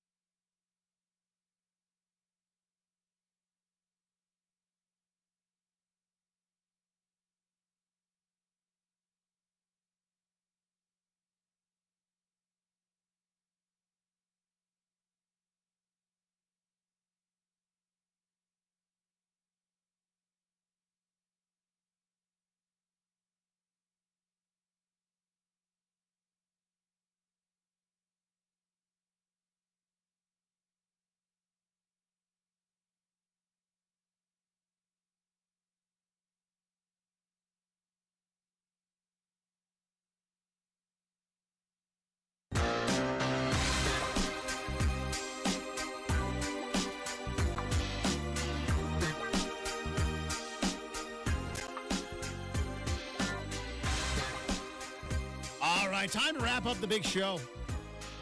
We do that the same way each and every day with the RCM mailbag. Random questions, any subject, any topic. Nothing is off limits. And I will not, and neither will Devon Pouncey, who is continuing to join us live in studio for the entire third hour, duck the tough questions. We used to call this the AMA back when Devon and I had our own radio show. We have That's now right. since changed the name, but you know what? The sentiment is still the same. We get to know each other. We laugh. We grow. We enjoy our time together. Here we go. Let's fire up the mailbag. It's time for the RCM mailbag. With any question, any topic, Justin can't duck the tough question. What do we have first? All right, fellas, firing up the big mailbag today. Big thanks to Devon for sticking with us. Excited to get his thoughts on this, as we mentioned this before he got into the studio today. Does recent events make you prefer the aisle seat than the window seat on an airplane? Oh, boy. Boom! Wow. That's a very good question. I am always a window seat guy. Me too. In the exit row. Yeah. Yeah. Because you got more space. You got Don't- that seat in front of you usually is open on That- the window seat. That so you can particular seat is where I Yeah. sit on airplanes. Yeah, it's. Oh, boy. I mean, for me, I like the window seat because for one, I'm pretty tall, so I could do either an aisle seat or the window seat. But sometimes when I'm in the aisle seat, like my leg keeps getting bumped by people that are walking by, Yes. whether it's the flight attendants or people going to the restroom or whatever the case may be. So with that window seat, for one, I sleep too on planes, so I can just kind of, if I need to, sort of use that window kind of as my pillow. And then at the same time, I don't got to worry about keep getting woke up because people keep bumping my leg every time that they walk by. So, I'm a window seat guy, but my goodness, Man. that changes the game. I'm gonna stick with the window seat though. Things happen, man. Freak accident. I'm rolling with it. Things happen. I don't think I'm giving up my window seat. I don't either, Just yeah. quite yet. So let me ask you this, Devon. I'm curious because Justin and I couldn't believe it. How shocked are you that 3 iPhones fell out of that window and turned on and were like working? 16,000 feet. Wow. Yeah. I didn't know that. They found Yes. 3 iPhones. Yes. Wow. all working. Like Apple's got to make that as a commercial. I said that. That was my whole I mean, it hour was 2 rant. the case. I'm assuming they all had cases. First and foremost. Probably. Good question. Yeah. Probably. Assuming they all had cases, the cases are that tough these days that they survive a 16,000 feet fall. I was unaware of that. That's shocking. Yeah. So Case, apparently. screen protector, all of that. That's still shocking. Yeah, it. I guess it all has to do with the weight and the fact that a phone weighs like 3 pounds. I did a little scientific research. Oh, with did that. you? Did you say that- like an egg to like the top story? The with, like, heavier something is, so like the 75-pound window that Okay. landed in someone's backyard. Yeah, if that landed on somebody, Yeah. It's not bad news. The phone itself only being what, 2 pounds at most. It's limited by how fast it can start going down. So Got it kind it. of fluttered down. It fluttered down. Yeah. Well, everything falls at the same rate from gravity. I remember that 8th grade science. Shout out, Mr. Bataro. Hello. Everything falls Gravity. at the same rate. The only difference, like the reason why a feather and like a lead ball, like what is the air Yeah. that that's- keeps the keeps it- feather yeah, up. Yeah, Correct. for sure. So I don't know. But yeah.